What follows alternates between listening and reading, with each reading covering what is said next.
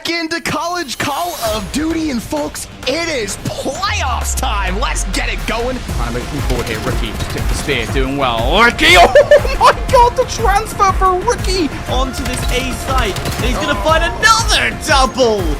In because I want some tequila, baby. He opened up the opportunity and gets the detonation over, so he makes it. Baby! Yeah, and he's in your back spawn. There's a chance to close this half early. Finds activity. Everybody's dead. Two come through Dojo, one down. The trade is through. Second opportunity. It's gonna be Splody. Once again, making the plays. Result. Again, I think this is all scary things that will play in his mind as he gives someone a nice, quick, clean haircut. There's a chance. There's EMP number 2. Cumberland Phoenix now in that spawn trap once again, and look where the EMP spawns. The bottom of the map. Wow. That's 3 dead from Cal.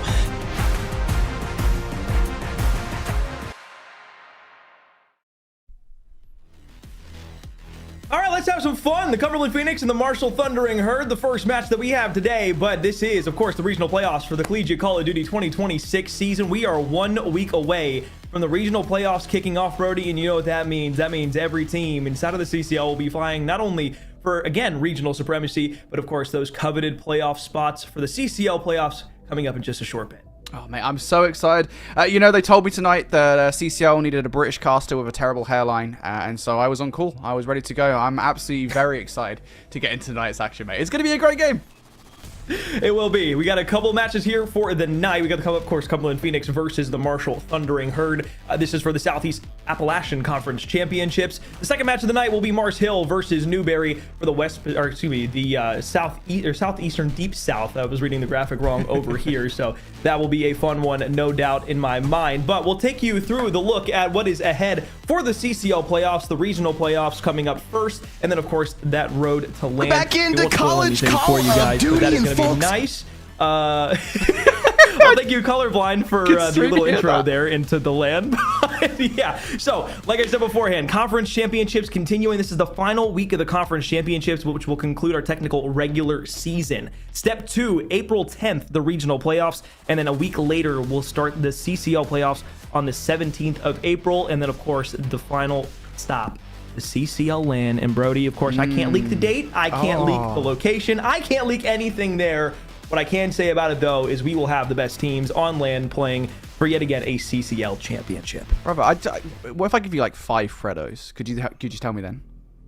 I can tell you, probably. I don't know if John will get upset if I told you, but I can't tell anybody else. Have I highballed myself here? Could I got it on like 3 Freddos?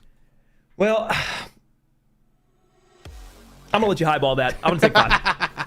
I just want to know, Matt. It's a really exciting format we've got here. Obviously, you know, I absolutely love CCL, and the new format we've had this season, I think, really made things so much more interesting. And obviously, we have the return of LAN there at stop 4 as well. So I think just really cool to see kind of how things are going to play out now as we kind of whittle down our teams, right? I mean, we've obviously had everyone competing. The competition is going to get a lot more difficult here as we move forward in towards those regional playoffs. Yeah, it absolutely will. So head-to-head for the two teams vying for regional dominance and supremacy within their specific conference. The Cumberland Phoenix coming into this with a perfect slate across the board, 11-0 throughout the regular season, 9-0 in each of the respective maps and modes broke apart. But the one thing is they have yet to be able to climb, at least in the eyes of our top 25 committee, past the 5th rank. They are looking not only to win their division throughout the regionals, but of course, make it through the CCL playoffs and finally fight, maybe even in a grand final, for a top 3 finish at a LAN, which this team in this kind of club has not done so far throughout the CCL history. It's something that they're looking forward to. And I'm hoping that maybe this is the year they get to do it. Yeah, I mean, Cumberland Phoenix, obviously last year they finished top 6 in the Southeastern playoffs. Obviously things are very different this time around. We've split the Southeastern division to 2 separate subdivisions, if you will. So, you know, Cumberland Phoenix have got a lot less competition this time around within their own subdivision. So maybe things again will get more difficult as they do get into the regional playoffs. But yeah, this is the best Cumberland have looked. Obviously they've changed their roster as well. And so I think, you know, it's kind of this perfect storm of Cumberland Phoenix, obviously a lot less competition, a lot better roster than last season. And you get this result, which is a flawless map mode record across the board, which is incredibly difficult to do, by the way. I play a bit of the game myself, and I've lost myself a hard point every so often. So, yeah, really difficult. On the other side, though, it is worth saying, Marshall also no slouches. They probably could get that S&D up a little bit. 6-4 is not the best record on the whole, but Hardpoint and Overlaid, hey, that ain't bad.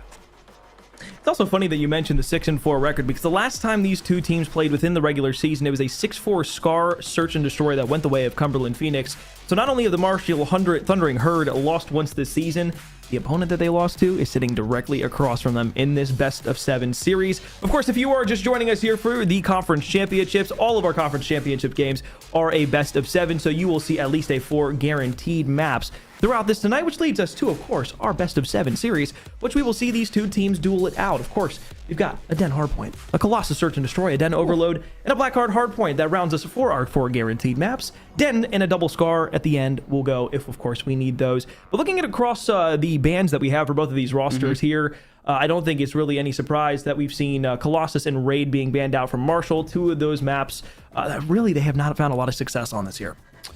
Yeah, I mean, it just kind of makes sense, right? You always play to your strengths and your weaknesses. I think that's always a conversation point. It's very interesting, I think, and for CCL teams, I think it's particularly interesting where you talk about some of the best teams in any given game, any given esport, and I think Call of Duty this is particularly true for.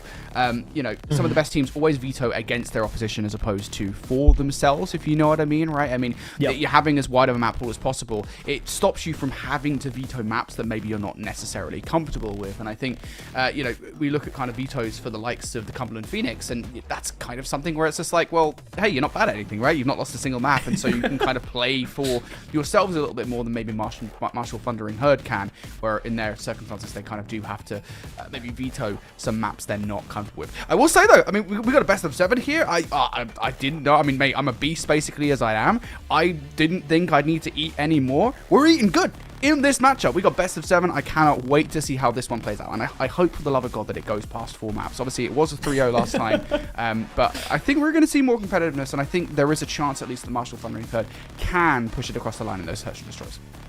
Yeah, I mean, speaking of the map 1 where we'll kick things off here on the Den Hardpoint, let's talk recency between these two teams. This map and mode combination was played in the last best-of-5 series within the regular season between Marshall and Cumberland. Scoreline for the Phoenix, they were able to take it 250-72. It was a map that they flourished through, and Marshall never found a rhythm and a rhyme to it. And this was a match that did take place later on in the season. This wasn't something that was, kind of the early stages of the regular season of CCL. This was something that was, again, very recent within the last month and a half. So these are things that you have to look to when you look for the side of Marshall. What can you learn from that previous series? What are things that you were able to take away that were habits that need to change? How do we see the different things on the mini-map, or maybe communicate that a bit more effectively between the team, and how do we shoot back against the Cumberland Phoenix? Well, we're going to find out here exactly what's going to happen for the Marshall Thundering Herd if they can rally back against Cumberland. At least the opening break-off for the Cumberland Phoenix. They've got themselves in P1 time. It's an onslaught. There's a spawn flip. That's an opportunity trying now. The Thundering Herd will just basically fall over. Yeah, good effort here from player 196. Goodness gracious. It's honor that is that player. He does try to make a spawn flip happen there by that long flank through the overload point, and unfortunately, I think he goes far back enough to actually flip out the spawn. So Marshall Thundering Herd will clip those back spawns here for the moment, and Cumberland Phoenix will have to try and make a rope through or brute force their way through the front. With those 3 kills, Korn, it looks like they should be able to do that, and that's exactly what happens. Yeah, Sorrow up and through the top side of Broken has a good gunfight against Orbitals. And so this is really going to start to clear out that back line to where they can push into P2 at the front. Paralysis, Big Nico looking for the first gunfight there. Won't be able to find it, and Quan will fall into quick succession as well. Zaxxon was able to find a triple, though, on the back end. They got the close spawn still, though, for Cumberland. And unfortunately, Horror was still in the corner as well. So really, as the front happened, it looked like a break might happen off the back end of action. But realistically, it's just all Cumberland still. Yeah, and Marshall not having the greatest of starts here, not just in terms of the overall scoreboard, but also in the KDs. Paralysis and Quan in the first couple of hills, dropping a double donut, and Sorrow is currently spinning 360s on Marshall Thundering Herd. He's dipping and diving using the wall jumper features we've got here in Black Ops 7 to get all kinds of wacky and wonderful gunfights in his favor. And you just get to the last 25 seconds of the hard point, it's just like Marshall Thundering Herd probably shrugging their shoulders a little bit here and going, well, what the hell, let's just go to the next hard point, because at this point, things can't get much worse. As I say that, McCormill, a couple of players spawn in the back, so apparently it can get worse. Flamadel 5 in a row. Looking for 6 through computers. That's a tough gunfight, but he had a teammate there for help, and now you can see the double back through Dojo. This is going to clear out those spawns, and this is what they want over on P3. Really, this is the first time to get some initial pointage here for Marshall, and of course, they're still looking for their first points of the game. So up to 7 now with a Hellstorm in the back pocket. Marshall will finally touch from the opposite side of Tim through tower. The small, it's going to be a 4-on-3. is the big opportunity here. Cal still in the tree, by the way. Already got the Hellstorm missile. You can't actually technically use anything past it, I'm pretty sure. The rest will find out. Cal finally goes down, and now it's going to be Cumberland Phoenix in control. The big issue here for the Marshall Thundering Herd, they've got to try and fight through this archway, and it's so difficult when you've got 3 or 4 different subs and ARs fighting down at you, basically staring at that point of view, and that's going to cause this situation here for Marshall Thundering Herd. With 25 seconds left on the clock again, it's basically like, well, we can maybe send a couple of bodies at the old hard point, but more than anything here, we're kind of going for a split push in towards the next hill, and it's working out so far. This is a big 1v1 around the back line, and now you've got help from Ordals. Yeah, it was kind of funny when you said this could be a problem for Marshall here. I didn't think you were going to go the way of where they were pushing. I was going to say Quan at 0-9 kind of needs to get something going. He at least got 2 for his money. Problem is, again, though, they do not have the rotations. It's only going to be 1 player here, though. Sorrow. 5 in a row makes it 6 with a pistol. Doesn't get anything but help from his teammate inside of computers. And now we can wrap back over to the right side of P4. Great jump challenge out onto orbitals. And there is nothing that the Cumberland Phoenix can do wrong at the moment. This guy's got all the hallmarks of an iridescent player. Trust me, I've seen one too many. Never mind, actually, I don't see any of those in ranked play because I'm not that ranked. But we know. Cumberland Phoenix in control at the moment, in a pretty good position, and just the way in which Cal and Cyro are running through Marshall Thundering Herd. That's not even talking about what Draken and Honor have done for this roster as well. I mean, they're kind of almost unsung heroes in a way, because they're doing a fair bit in terms of spawn control, in terms of hardpoint control, but make no mistake, it is Cal and Cyro that are doing the God's work at the moment, slaying through Marshall Thundering Herd, and this is something almost unheard of with Cumberland Phoenix. About 150 points to the good as we get into the second set here, McCormill. This is nasty.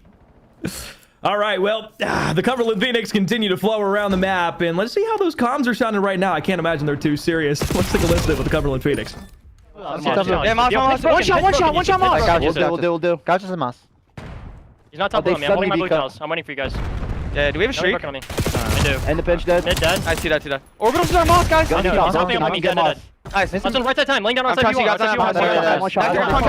Broken probably. Yeah, no, I'm This one blue. Should be couches. I'm splitting. They're B cut, Yeah, guys. just me. Yeah. They're B cut. I'm B cut. I hear you. And nothing else in. You got then. Nice. I'll send couches. Dude. Push that out, Draken. One shot back couches, bro. One shot back I'm gonna couches. give up Dojo's. Action is back couches. I B cut. Can you go my broken? I spawn P2. Give me a second. He was not broken, I think. Yeah, I'll get him. He's dead. I'll see y'all. My B cut. My B cut. Absolute Nico. 1B. He's not beaking it. I'm helping you, couches, bro. He's gonna run through broken on you. Run through broken on you, probably, Yusuf. Watch He's your left side right. couches. Watch your right side, Yusuf. Yeah, we'll do it. I got it. You're good. Help time. Couch is laying down right side of it. Outside of couches right now. Holding pitches. Stay alive. You're good. Nice. One more couches dead. I spawned her. I have the back. I have for you guys. Oh, Brody, I'm going to be completely honest with you. Comms sound phenomenal from Cumberland. There's really not any critiques that I would have. And, I mean, where would they be? 185 to 27. We are in an any percent speedrun territory right now for map 1. I mean, I certainly hope you will criticize them, mate, because I don't think you're this good at the game. Cumberland Phoenix right now, 140 to the good, and again, it continues to rise. Finally, some kind of light at the end of the tunnel here. Quan's able to get a double in towards the next hardpoint, making a triple. Cyro's not looking towards that hardpoint, and he has the help from his teammate as well. So all of a sudden here, Marshall Thundering Herd in a great position. Quan on a spree. Where was this Venom for the first, 90% of this game? Finally, some trades coming back, though, here from Cumberland Phoenix, and Marshall Thundering Herd, they are keeping their handle on this tilt by their fingertips.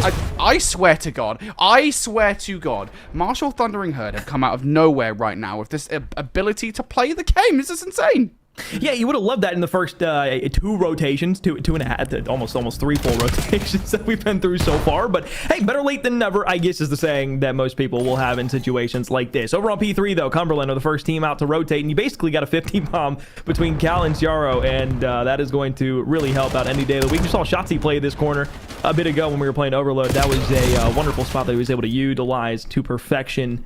What was it, the winners finals of that tournament? Yeah, that was some great stuff over the CDL, of course, this weekend. But yeah, 206 right now to 62. It's not coming back any sooner. Yeah, it just doesn't get any easier, does it? And I think the thing we've also got to remember here is that Marshall Thundering Herd still have at least one Hellstorm missile in the back pocket. So if things do go massively awry for them in this game, which I highly doubt will happen here, there is still streaks ready to go as well. But once again, it is going to be Cumberland Phoenix with the break. And now with 20 seconds left, Marshall Thundering Herd are kind of left scrambling for the rotation. They could still win the battle, and Action will at least win the first. So as long as they stack the hard point here, they should be good. The SMGs inside of the computers will fall to the hands of Orbitals here. Nico Paralysis trying to push his way out middle map, trying to salvage what has been a lackluster game from Marshall, and for himself included. Sure, this wasn't the performance he wanted. Good news now, passing that 74-point mark. Marshall have put more points on the board than they did the last time against Cumberland Phoenix on this map and mode combination, but it is a 4 spree that's going to allow them to basically put 4 dead. So honestly, this is all in the efforts of not getting 100-point clubbed here. It's still the winner's advantage and the leader's advantage for Cumberland right now, only needing 21 to the good in order to take map 1.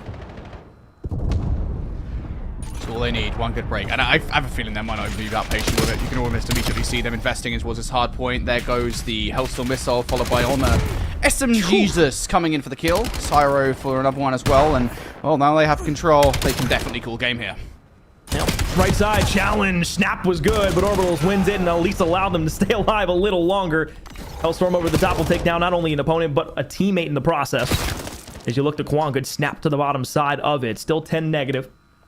The rotation back over to P1, which is 10 seconds here, should net them all the time that they possibly need. Here it comes. P3 cut. Orbitals will fall. Honor will be able to find paralysis. Action in the back line, trying to go ahead and cut these forces down. But realistically, nobody's going to be able to get back over to P1 to touch. And in the smoke show of a map 1 hardpoint, scoreline look a little salvageable. But regardless, we know the storyline. Phoenix, disgusting map 1.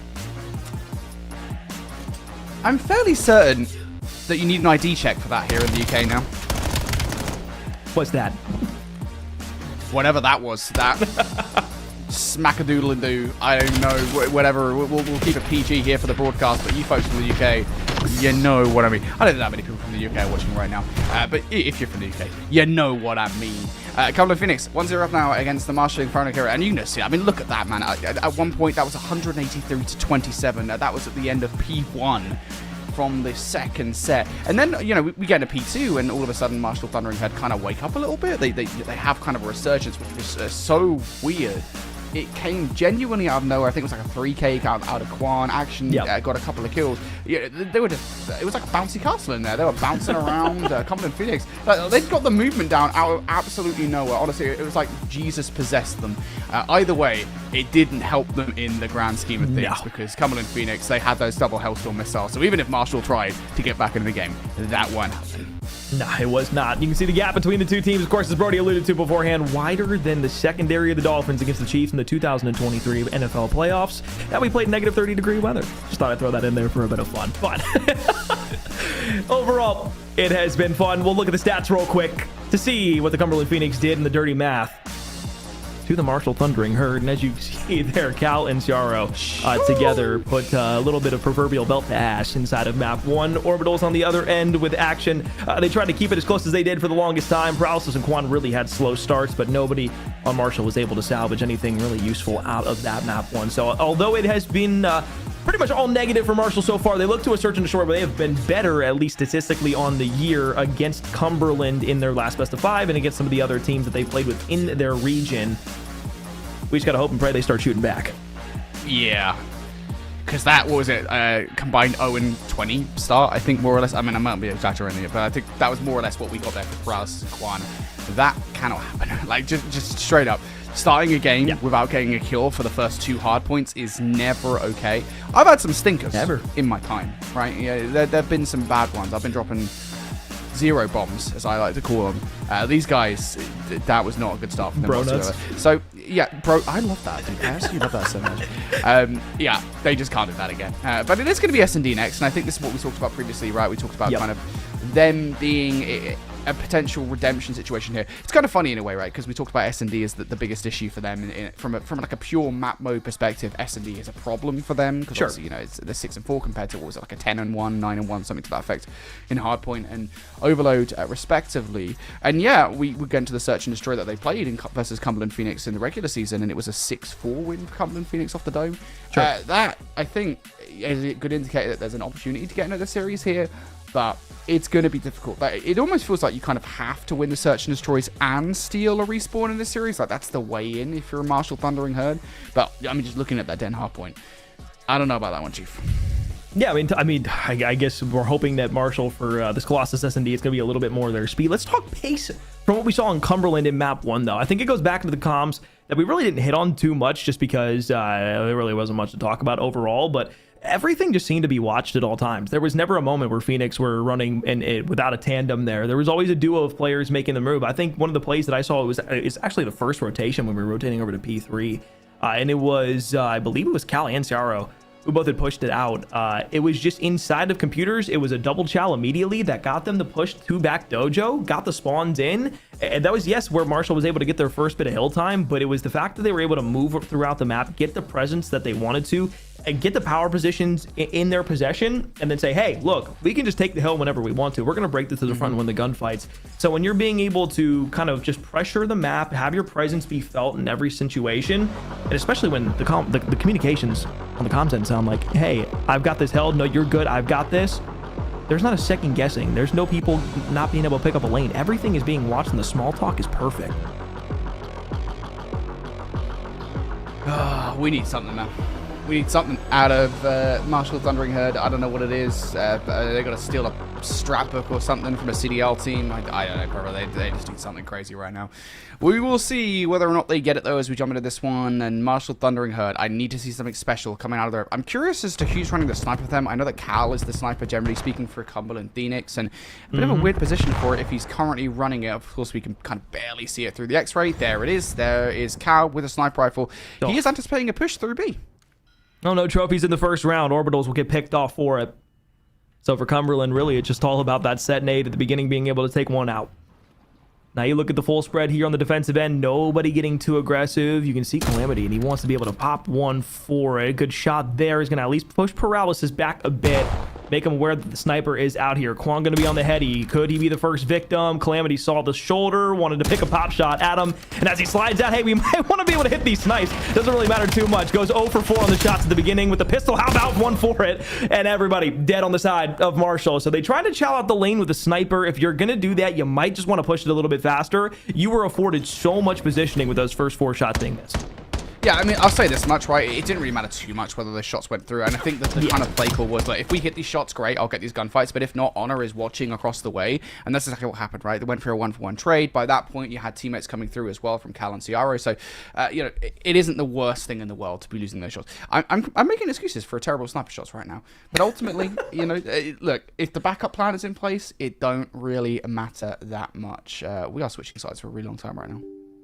Okay, I was going to say, dude, I'll be honest, I thought my VMix froze for a second. I was just like, this is just British internet things. I can't do anything right now. Absolute cinema. That I'm just trying to meme right now. But yeah, off the start of round number 1, you talked about it, right? You talked about those set nades coming through to kick things off. No trophy systems in round number 1, so you really do have to be a little bit more wary about those nades coming through. And of course, I will say it's a bit of an unconventional position for a sniper rifle to be in, to the road to that right side of B, just generally speaking, because of the fact that teams don't generally push B. Like, I'd love to see the stats of it, of like how many A pushes versus B pushes you get. I would wager it's probably lower than 10% of pushes on Colossus Search and Destroy are on the B bomb site, so that's why the sniper position over by that bomb site is particularly weird. But either way, it's something that they might not have expected, so I kind of have to give them a little bit of credit. What I won't give them credit for, though, is off the back of the sniper rifle being acknowledged, they like double push the sniper rifle. Like, well, I think really a good idea. I think in the grand scheme of things, I think the setup in mind for Phoenix was, okay, we trust our subs enough after map 1 to be able to kind of just hold a lane by themselves. We'll put an AR top middle, watch over P1, and that can just kind of be your setup, especially with no trophies in that first round, being able to land those nades and just play on that backside heady of P2. You're not giving anything away. You're not pushing the map too far, and you're kind of just like basically asking Marshall to chow your lane when they want to hit A. If they want to hit A, if you just trust Calamity to be able to go out there and just hold down the lane with a sniper rifle out, I mean, even if he doesn't hit the shots, you kind of alluded to it already, and this is kind of part of the point you were making, like, that lane is basically locked down now, because if you're not going to push that, you have the information that one's there. You get that second spot out on Kwon as he was hitting that while you were there with Paralysis. All of a sudden, you got 2 players there. You let Honor rotate over. All right, free chows all day of the week. If the sniper's not hitting, you got the player on the back heady with the AR, and then you can just rotate those 2 players over from A inside of green. So I don't necessarily hate it over there. Yes, it's a bit unconventional, but all things considered, I really do think that it ended up being something that was net positive. All right. 2-0 now for Cumberland Phoenix.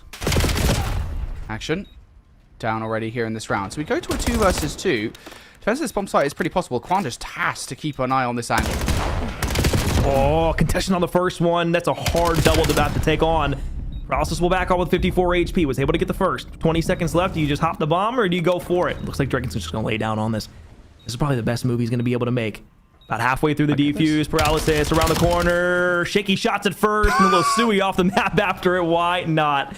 Not going to be playing for streaks, but you get the round win. You'll take that every day of the week. If he misses like 2 of those shots, though, and he fell off the map there, that might have been the one of the biggest, just like, all right, what are we doing in the kitchen here? Is the Benny Hill music DMCA'd? Would that get the channel DMCA? Oh, man. I think so. Perfect. So we should have that. I was going to say, because we should have that on call just for situations like that. But yeah, I mean, really good play. Really good play on the whole there from Paralysis, just to make the wraparound. Obviously, that's the best thing you could do. I mean, equally, it's also a great call to just jump on the defuse, right? Because no one's gonna really check that. I think if he would have done it just a tad earlier, maybe got a bit better on the quickness, then yeah, it would have been fine. But nope, no cigar. That's a good round for Marshall Thundering Herd here.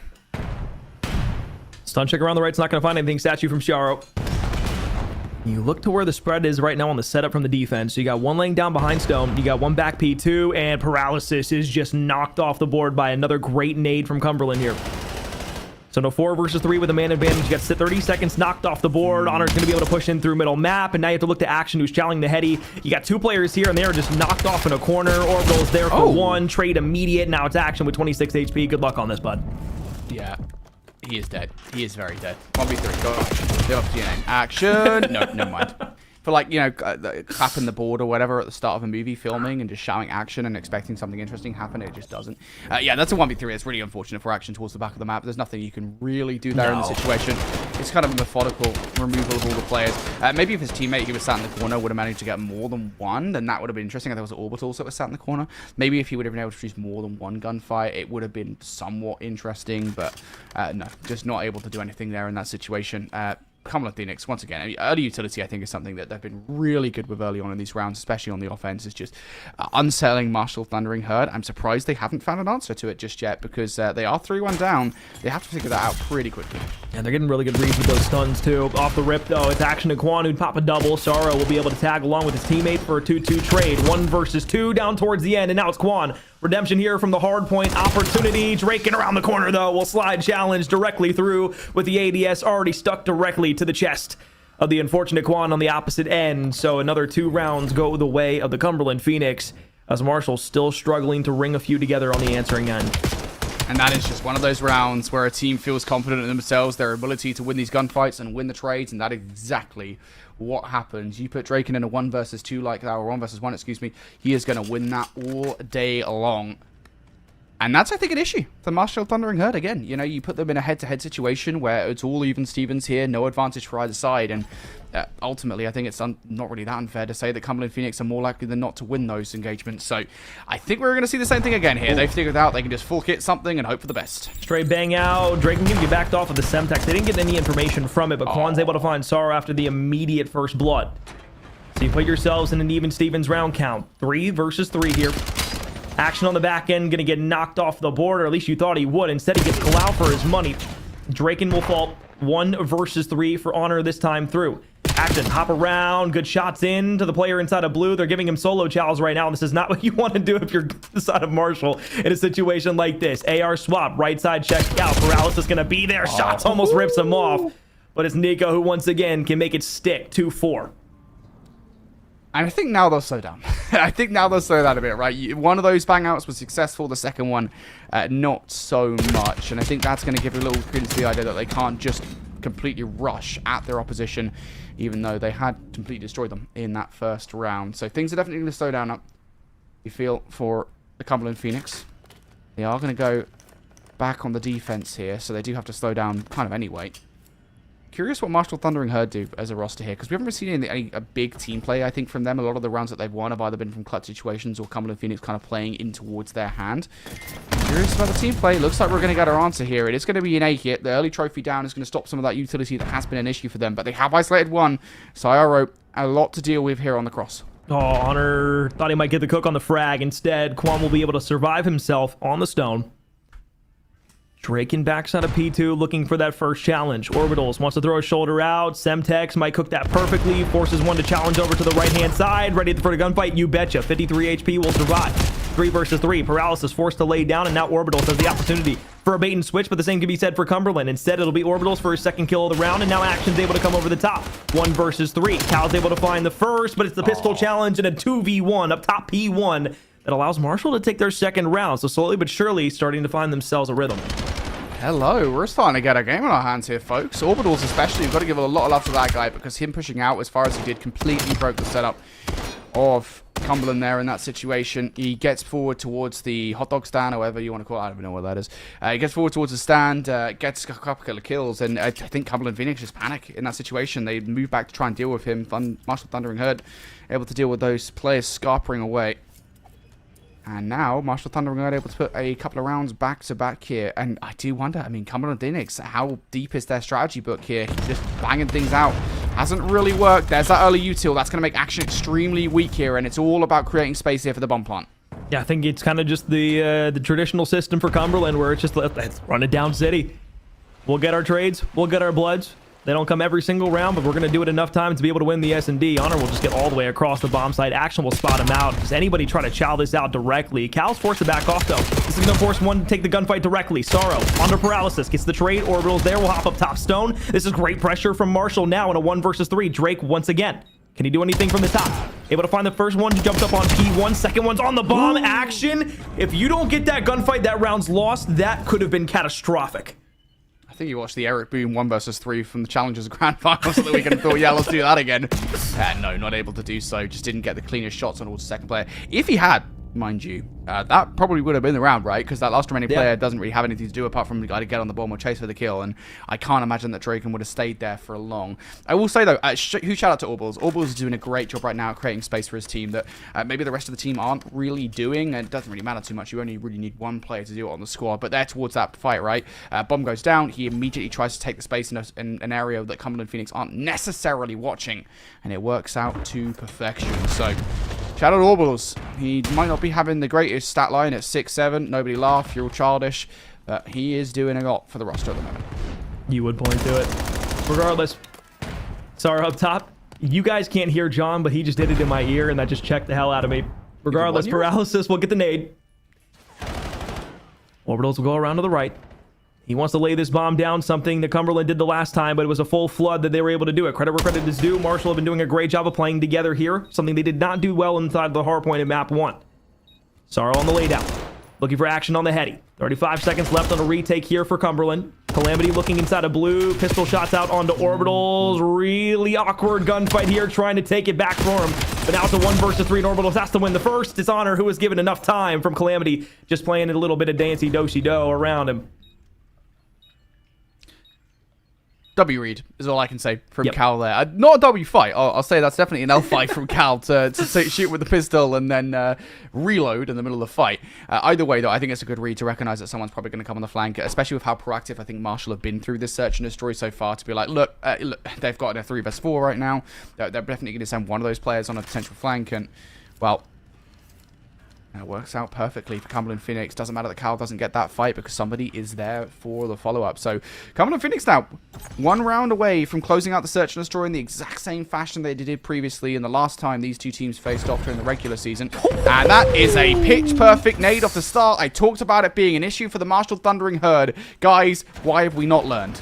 You get too aggressive. One of these rounds is going to come back to bite you. And what do we say about Cumberland? They're just going to keep banging it down your throat every single time that they can.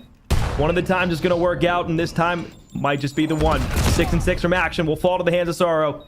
Nico Paralysis, a proud father in a 1 versus 4, unfortunately, won't be able to win the gunfight there. Stinger music in transition. 6-4, 2-0 lead inside of the best of 7 series. Cumberland Phoenix, they are going to continue to fly. I have so much to talk about with that S&D.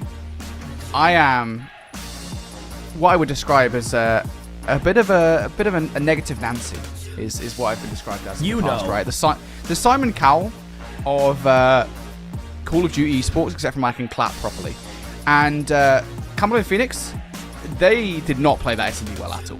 Like straight up, their S&D, I think, you know, just watching it really for the first time here, it feels like their S&D is very one-note, like a super one-dimensional search and destroy. Like a lot of what they do is that they kind of bang things out, or they're unable to read their opposition very well and don't really react that well to it. And that led to a lot of situations where Marshall Thunder and Herd were effectively taking rounds by just doing the tiniest, the easiest of adjustments. But huge shout out to Orbitals as well, because I think so many of those rounds where he was creating space for the roster, that's just very simple space taking against Cumberland Phoenix. They shouldn't really let that happen, to be frank. And I think, again, if we're asking the question of, like, why is Cumberland and Phoenix able to decimate their opposition in Search and Destroy, or in their respawns, but when it comes to the Search and Destroy, things were significantly closer. That is the answer right there. Cumberland, Phoenix, Search and Destroy. That needs work when we get in a regional playoffs. Obviously, that's a conversation we'll have if they win this series 4-0 now, because they're looking pretty good, but still, that Search and Destroy, it's definitely a thing they need to be focusing on most. Yeah, absolutely. And maybe Colossus just isn't the map that we're able to kind of see the best out of them.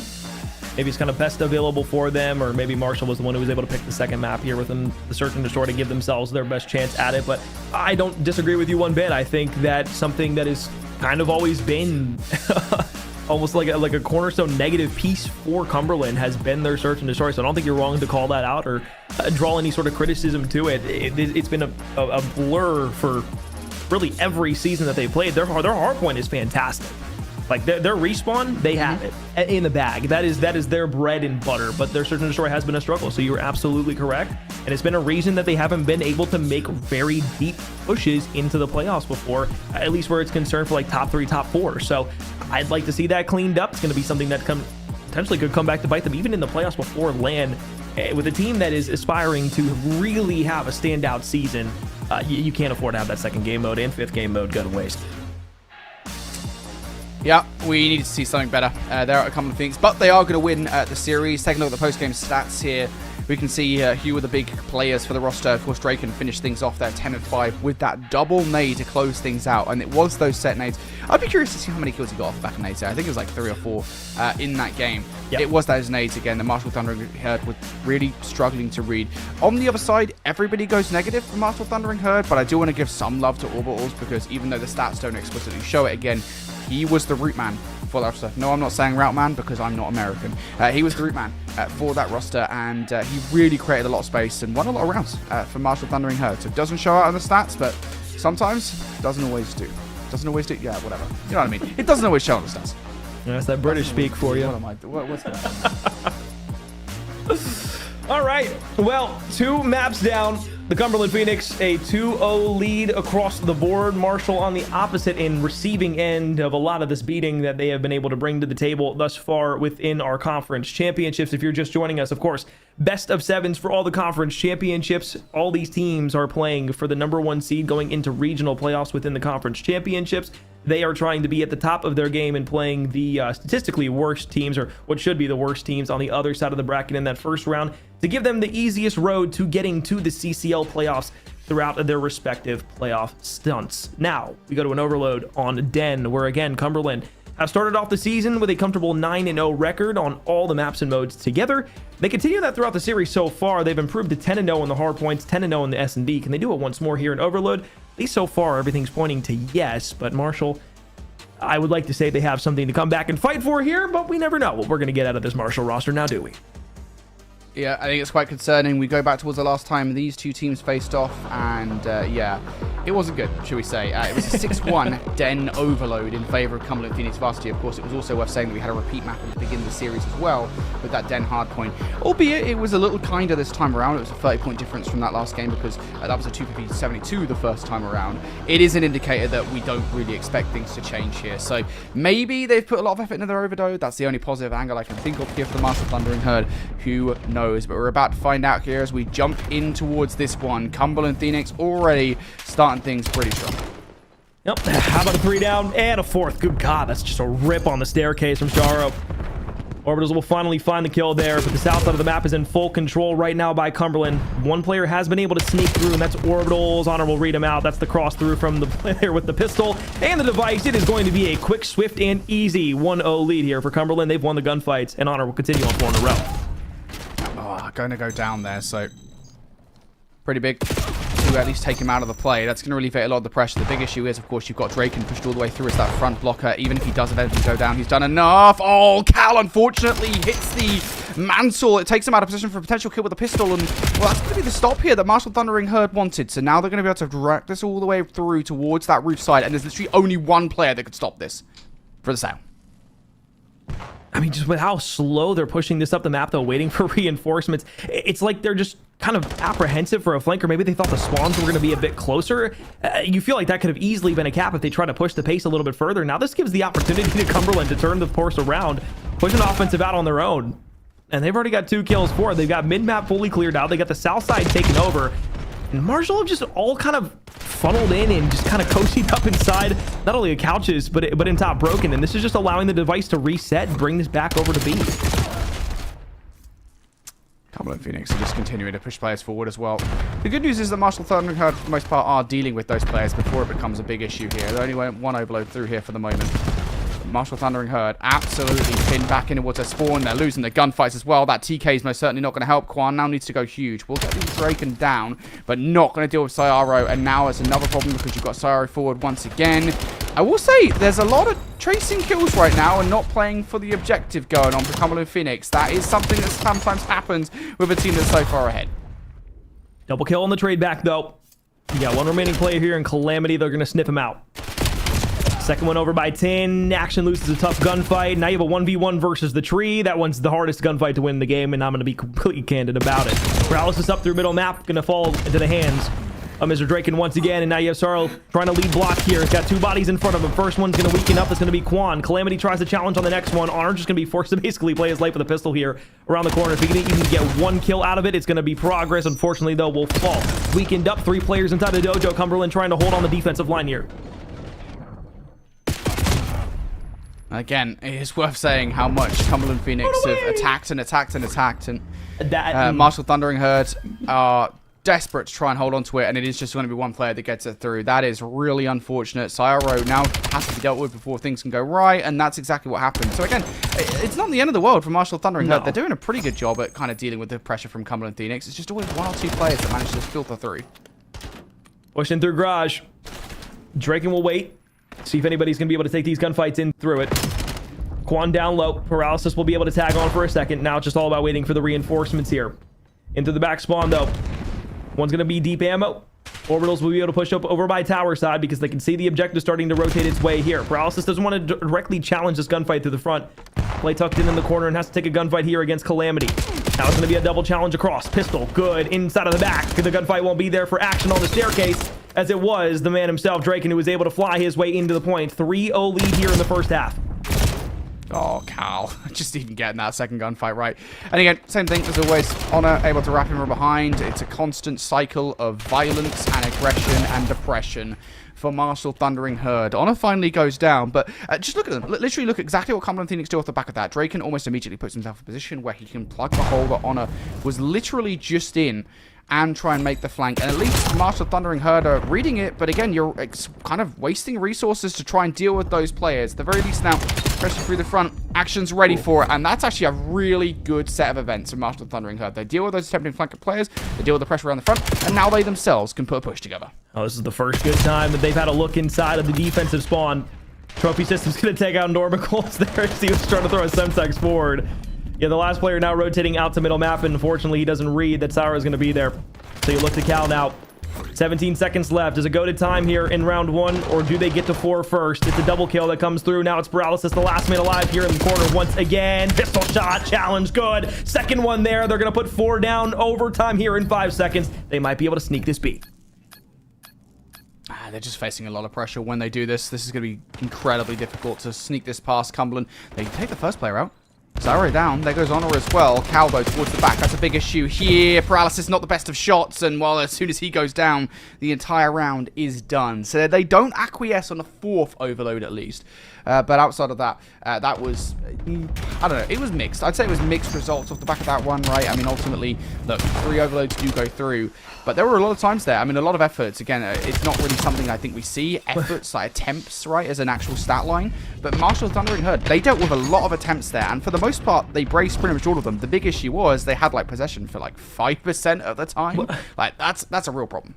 What I was going to say about Marshall, it's like, there were 2 key mistakes that I saw there from the team. One is that we pointed to immediately when they were trying to push it through the roof side on the north portion of the map, trying to get to B of Cumberland's Point. And then the second one was where they took it P3 side. And then whoever had the device just decided, all right, well, my team's dead. I'm going to sprint back to my spawn and try to make the wrap without realizing that there was a player wrapping through the spawn that he probably got called out by a teammate. Then he gets cut down and it was a free capture for Cumberland. So yeah, it's just little things like that that can't happen. But I'll digress the point for now. Calamity will pick this up. go towards the south side. It's going to be a Dojo hit. 3-on-1. It's going to be Orbitals here, the only player. As everybody else is taking the gunfights through, Calamity will dip and dive his way in. Slide challenge back on it. And he's going to double dip for even more. He's going to find a kill on the back end. He's got 5 straight, and he's got a Hellstorm. Have you ever heard of the concept of a blocker? I have. Well, the Cumberland Phoenix seem to have a very good grasp on that concept right now. Continue pushing players through, and now they're going to go out for the first couple, so it's going to be really awkward to try and actually get the overload through. Never mind, Dragon's just going to do it without actually blocking.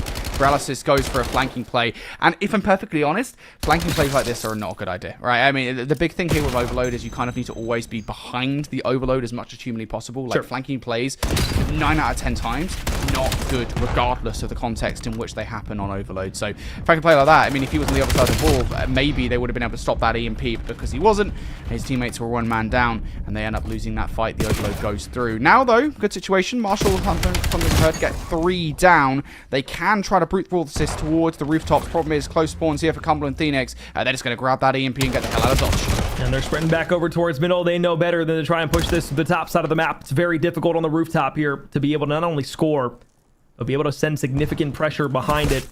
They're going to get everybody wrapped back over towards A, back on the P3 side. It's such a difficult rotation when you have to try and play it out like this. It all depends on Action being able to find this, but now it's going to be a funnel in through computers. You have to be able to take this challenge. They're afforded at least a bit of time here. It's the player with the device in honor who goes around on the outside of the pillars. But now on the rooftops, it comes down to Paralysis. A 1 versus 1 against the pistol. You betcha he'll win that. It's going to be completely cleared out, and now a flip around to the offense to the white side of the marshalling herd. They're still going to need 5 to tie this game up, 6 to win it. Herculean task. Yeah, this is so difficult. You just got to get the fundamentals down. Set up a rally together. I mean, that is literally everything you can do in this situation, isn't it? Just get a rally going. And it's just so difficult because now you're facing so much pressure from the middle of the map. Trade's not going in your favor. At least you got 1 player. Oh, never mind. You had 1 player that was in position to do something about that, but he immediately gets cut down. Sayara is just going to slide through. Nobody blocking. Quan was more focused on the other player as opposed to the actual player that is doing damage to them with the EMP. And that's now from 5-0 to 6-0. Things just go from bad to worse to whatever the hell this is right now. Marshall Thundering Herd are in the hole. 220. That is all you have to survive for here if you're Cumberland. Hellstorm's going to be delivered over the top. You'll find Quan with it. You won't find anything else for it. But this does keep the entirety of this offensive push kind of concentrated to the top side of the map and back inside of their spawn. Now it's a wrap back from Honor. First one here in the line of defense. Action looking to push behind the 2 lead blockers. Paralysis will be the first to fall in this engagement.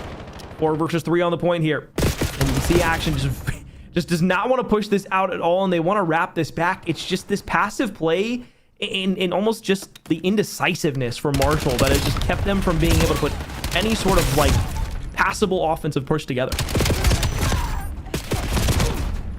Trades, that's not going to work out. Double coming through from Honor.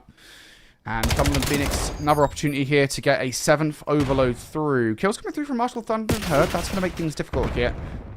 Mid-map presence potential from Marshall to get something going, and you're just not winning the fights. Cumberland Phoenix are kind of going to dig in here. Just make sure that an overload doesn't go through. Try to keep their flawless record at the back of this game. And there's the fight for Cal in the middle of the map. He's looking for the double, trying to dip and dive around the coverage available to him. To the pistol. The kill versus Action. And now an opportunity here with the final 60 as a couple of kills come through. The kill feed lights up red for them to push through once again. Now, can they tyrannize the defensive spawn once more? Need 2 more scores to end it with 8. Nade deep back. Doesn't find anything for it. Calamity wants to just push this one forward. Gets the slip on the inside while Honor's there to push forward. And now the spawn trap is in. They are all back over by the outside of P4. And it is just a run into the funnel. Calamity up to 6. Has another Hellstorm. Takes a teammate out in the process. Why not number 7? Hi, Quan. How you doing, buddy? He's going to hit it. As he goes back to the respawn, it's Action inside computers as they'll finally clear it out, but 1 final score could put this away. 30 seconds left here inside of game 3. Once again, a game that has not been close or kind to the Marshall is leaving them with another team kill, and as Paralysis will fall and the Hellstorm comes in over the top, they're not going to be able to get back into this, or will they? It's a team kill. It's Cal who finds Sorrow, and with 13 seconds left, they might not get the score. Team kills prevent the maximum overload. Trades, this one's done. Yeah, there's no way. Honor. There's just no way. They will hold on towards the overload to close out this game, but it is done. Cumberland Phoenix, they decimate the opposition in that game of Overload. Things, again, just do not look comfortable whatsoever. The amount of overloads, by the way, they get through on this side, which they just damn well should. And that one is a really good example of it. Of course, Cal then gets that overload through and starts to full sprint at the opposition, getting kill after kill after kill, including his own teammate. He's that cracked in that moment. But honestly, again, I think we can kind of recognize exactly kind of what went wrong there. Excuse me. God, it's awkward for me right now. What went wrong for Marshall Thundering Herd in that overload? I think specifically during the first half of that game, they just failed to deal with the players from Cumberland Phoenix that were in their base time and time again. Granted, they did deal with a lot of those efforts, but ultimately there was always one player, one blocker that they just couldn't deal with, and that created a lot of space for Cumberland Phoenix to get those 3 overloads through. And then in the second half, it's just kind of difficult for Cumberland Phoenix to really even stress just how they got those overloads through, because a lot of the times they'd have a blocker there, that blocker would die, and that the overload would go through regardless. That is just not great overload from Marshall Thundering Herd. But ultimately, there's not much what you can do when, again, the kind of lead slayers in Cal and Draken were going crazy like they were. Well, I'll be honest, it looked a little bit better, at least in the second go of things in a respawn for Marshall when it came to the slaying department. The score department, though, was not able to be there. I think, again, I kind of alluded to it when we were talking about it at the start of the second half. It was just the indecisiveness with where we wanted to go when we had the payload inside of our possession. Plenty of wrap backs to the spawns, never being able to directly challenge it out. You hit on it with not being able to trust that lead blocker to find one, and then that last player, that fourth and final pesky player that you're trying to find on every push, just getting lost and always either being behind you or just putting a thorn in the side of everything. It all comes down to pace, and we talk about it so much with Overload, and it's been something that we've hinted on even since the very beginning of the year when we started watching the competitive teams and challengers teams really start to scrim the mode and start to kind of master it. It's always just talk about pace, pace, pace. You have to be out in front of everybody else. You have to be the ones aggressing the gunfights. The team that is going to be playing the fastest and being able to stay on top of things when things get mixy is the team that's going to come out on top. And Cumberland did that once again. They proved that they could do it on the Den Hardpoint when they were just able to always flurry and kind of upset Marshall on every hit that they had tried to have. And when Marshall can't do that to the other team, it's going to be near impossible. And we saw that inside of the Den to really get anything going for them. So we find ourselves with a 3-0 lead for the Cumberland Phoenix. I think coming into this, we all kind of expected Cumberland to be the favorite team. Did we expect it to be a kind of a blowout in this fashion and a DoorDash of a conference championship? Probably not. I think Marshall fans and the players more specifically probably were hoping this was going to be a little bit closer. But Brody, we have ourselves what is looking to be a 4-0 on our hands. Yeah, it's not great, is it? It's what we said, right? In this series, it kind of felt like Marshall Thundering Herd needed to win the Search and Destroys. If not, they would be in trouble, and that's exactly what happened. That Search and Destroy was close. The respawns, not so much. Yeah, not at all. All right, 3-0 lead for the Cumberland Phoenix. After a break, we'll come back, and we'll see if they can close it out. And a map 4 Hardpoint. Don't go anywhere. The conference championships continue after a break. John Exotic Bruno. I go to Wichita State University, and I'm currently studying business administration. I first started Call of Duty when how young was I? I was like 15, maybe younger, like 14, playing MW2. And next thing I know, I kept playing. I hurt my shoulder playing sports. Turned 18, and I was like, yo, competitive looks kind of cool. So I started playing competitive and in BO3, and I mean, hey, I've been here since, so. It was a little bit through everything, honestly. So when I first started out, I played a little bit of rank play, and I got up against Big Timer, and I was kind of like nervous. I can't lie, I was really nervous. And this was when I was like, I don't know, 14 years old. So ever since then, I was kind of just playing for fun. Obviously, since the 18 under rule is a thing, you can't be under 18. I couldn't compete, but I was like, okay, I'll play like these little tournaments, like the Twitter tournaments, you know, tweet those kind of things, and start growing from there. And eventually, I mean, hey, I got good enough and, you know, landed myself in a pro spot. I landed myself here at Wichita, and, you know, it's been the history.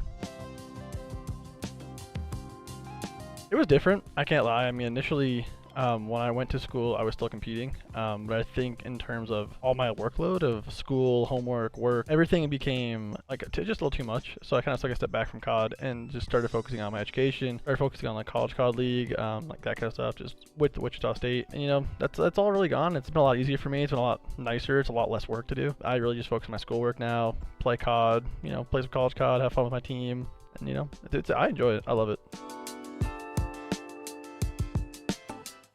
It was different. Because I mean, I'm from Ontario, so we have something called OSAP, which is like the student stuff that I'm supposed to be filling out. But I'm also going to school in Wichita, so it kind of made it to where it was kind of confusing initially. I needed some help from some of my directors there at Wichita. And I needed some help from people at, you know, my OSAP stuff that helped me out with it. But the transition wasn't the worst. I mean, I don't really visit the school very often because, you know, I am an online student. The transition was okay. I didn't have really many issues. It was just kind of figuring out all my paperwork, my FAFSA stuff, my OSAP stuff, and like I said, it wasn't too bad. Well, I mean, you gotta think, it's very, like I said earlier, it's really time consuming. Obviously, if you compete competitively, you want to have some kind of end goal, right? And a lot of people, that end goal is to play in CDL. And that's obviously what everyone wants to do. It's not as simple as just, you know, snapping my fingers and you're the league. You know, it's gonna take a long time. You have to work your way up. You have to, you know, actually learn the game. You have to get better. You have to have a lot of connections. You have to know, like, understand people, find good teammates. It's a lot to go. So, I mean, for me at least, the CCL is a really good entry point into a tier below CDL, if you could say so. So it's a really good entry to where you can, you know, meet some new friends, meet some new people, some new friends. CCL is actually really important for, I mean, Call of Duty in general. But it really is a big foundation of, you know, just Call of Duty, the entire challenger scene, the entire scene itself. I think CCL should be a lot more looked at than it is, and, you know, I love it. I think CCL is doing a fantastic job, so. I mean, a little bit, right? Because you take some classes and you kind of learn some things from your classes, and you put it into real life situations. And for me, my real life situations is Call of Duty, right? So I can learn a little bit easier. I can read things easier. I can understand things easier. But I definitely think there's some correlation between, you know, going to school, learning, and then translating that into COD. I mean, for me, you know, I've always been a player that enjoys LANs. I mean, I think everyone can really talk for that, right? Everyone enjoys the LAN environment, the LAN gameplay. And I know College COD, they do have like the end of the year LAN League, the playoff LAN League, or the playoff LAN, which is always a good time. It's always fun. Really, besides that, I mean, I feel that CCL's done a really good job, especially since when I've joined. They definitely changed things up, and I think every year is progressing better. It's always a fun time. It's always a good time, and, you know, no one can really complain about that. Well, for me, it's just how friendly they've been. I mean, you know, a lot of people, and just in jobs in general, they're always like, oh yeah, we have a family environment. Wichita is literally a definition of a family environment. I feel like no matter what happens, I can talk to them about anything and they'll always be there to help me. If I'm ever struggling in a class, or if I'm ever struggling with my own personal things, any single person on that team and every single person in the program will be there to help me if I need it. And to me, like, that's just one of the biggest things, right? I feel like I have a family here, and I feel like I can trust everyone, and I appreciate and love everyone here. So yeah, shout out to those guys. Love them. Well, I mean, I come from obviously like the CWL era, so I might have, I guess one could say, ego. But I think the players I'm playing with, they've definitely grown from their own, you know, when we first started playing together, which maybe about a year and a half ago. And I've seen them individually progress as players, as friends, as people. And that's something that I enjoy seeing, right? I enjoy seeing the people I'm around progressing through life and just progressing as a person. And in terms of COD, I mean, hey, they got a lot better. I think I'm not the only one who talks about stuff. I'm not the only one who gives input for our team. But I think that the input that we have given to each other has helped everyone, including myself. I mean, I got my passion back. I enjoy competing again. I mean, really thanks to my team.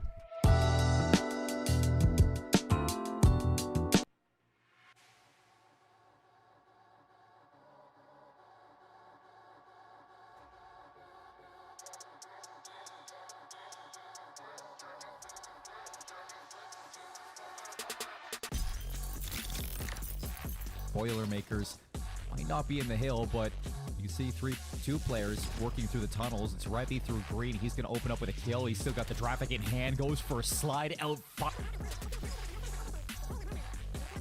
Take a different look at this break. A couple players going to stretch to flip the map. That's going to force these spawn outs.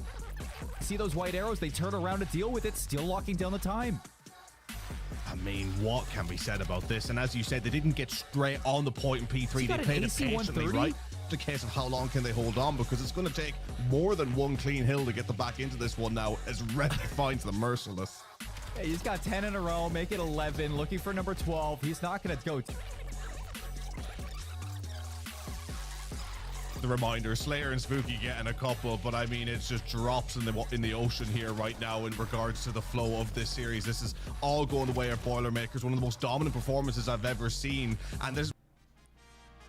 Well, let's do this thing. 3-0 lead for the Cumberland Phoenix, as you can see on the top of the screen there. We saw the maps and modes beforehand, so we're going to skip pretty much everything here. Just get ready to go to the fly-through and into game here. Myself, and with me is, of course, Papa Brody, Mr. Infinity BL. We have seen, well, a series on our hands. I don't want to say it's been all that competitive, but it has been a series. The Thunder, unfortunately, on the Marshall side, have not really struck back in any capacity. The Cumberland Phoenix, as expected, are flying through this series thus far, looking to do it one more time in our map 4. Yep, what we said about this series, I think coming into it, right, was just given the history between these two teams. Obviously, last time these guys faced off, as you already are aware, if you weren't aware, Cumberland and Phoenix are flawless in every mode, and that still remains true here, even after the 3 maps played in this series. Last time was a 3-0. The respawns were incredibly, like a massive blowout by Cumberland and Phoenix. Just blew them out of the map, and then the search and destroy, that was a 6-4 with Cumberland and Phoenix still taking it away. Things have played out largely the same here, right? The search and destroy has been competitive, the other maps have not, and it did then feel like, well, search and destroy is the only way into the series for Marshall. For the Phoenixes, then this is kind of feels like an inevitability, doesn't it? Blackheart Hardpoint, if this is anything like the map number 1 Hardpoint, we are in for a trip, right? That's the opposite of a treat, because Cumberland Phoenix are probably going to do the same thing again. I would like to see something different, and it does feel like maybe the start of something special here, because 3 kills go through for Marshall, and they're in control of the Hardpoint. Well, Quan started off the first Hardpoint 0-9, so anything better than that is going to feel good for Marshall. And they've already got 15 seconds of crude on the board, and they're still continuing to win gunfights here inside the middle of the map. Calamity looking for the second good drop down there. Only a 1 pump on side of the head glitch, so we're going to count that as a yellow car for now. Keep going on with our business. We'll keep pushing through inside of Dubs. Looking back to the middle map with the AR, they're going to try and influence these P2 spawns. Big 1v1 on the back end off screen. We got Asaro versus Quan. It'll be helped, though, from Calamity as he pushes out through middle map on 5 in a row. Looking for that coveted Hellstorm missile here, which can be so devastating on Blackheart. It's going pretty well so far. Again, fundamentally speaking, not the end of the world here for Marshall. They did a pretty good job there by trying to force those P2 spawns with a flank through P4. And they're going to do the same thing again via Paralysis. But that's being really well read right now by Cumberland Phoenix. They're doing a good job at keeping an eye on every single point of ingress towards this P2 hard point. Everything being watched at the moment. And Draken, well, he's starting a streak out. No challenge out right side. Throw a shoulder over to P1, gets the call out to the team, but they know the push is coming through. First one dead. Second one there. Got help in the backside of the hard point. Pistol challenge, won't be able to find it. It's another double challenge that comes through. Semtex on the back end side. Colossus inside a middle map. Orbital's pushing on the right end. Calamity looks for the 1v1 gunfight here, and will be able to do just that. Now it's a push through middle map here from Honor as he looks forward. Maybe a double dip opportunity from Calamity. Calvert, extra bullets in the body here. Cumberland Phoenix just making sure the players are dead on Marshall. And that was a pretty perfect hold from Cumberland Phoenix. We talked about how good of a setup that was. If this is broken quickly from Marshall, this is going to spell disaster. That's not going to help. Draken takes out his own teammate once again. And now it's going to have to be an effort here for Cumberland Phoenix to fight through the front of the hard point. One in position, trying to deal with some of those transitioning players. That's not going to happen. So look at this push for Cumberland Phoenix. They want to unearth those back spawns. See, they did just that. It's the first gunfight there against Quan. Bit difficult to take through. Inside a square. The push now comes through, so you got a double hit. First, the challenge goes to the hard point from Orbitals. Paralysis to the back spawns. Unfortunately, isn't able to find anything for it. I like the idea from Marshall. The execution, though, unfortunately, just doesn't really pan their way. Good hold so far. Lovely position coming out from Draken there. Try and hold at 20 seconds. You really want to be rotating. It's kind of one of those things where you've already got players investing towards a hit here. You want to be careful about how far you push it towards one, because these spawns can be volatile at times. You might accidentally spawn players out. That's why player number 6 is trying to repeat here. Cal comes through for the last couple of kills, and you steal away about 5 to 10 seconds there if you're Marshall. Things already starting to get out of control. Cal has the Hellstorm missile in the back pocket. If this gets broken quickly, Marshall might as well call it. No, Marshall have the backline spawns, but everybody's dead. They're going to be able to break back here. It's going to be a 4-man hit through the south side of the map. Let's see what's happening on the comms here from the Marshall Thundering Herd.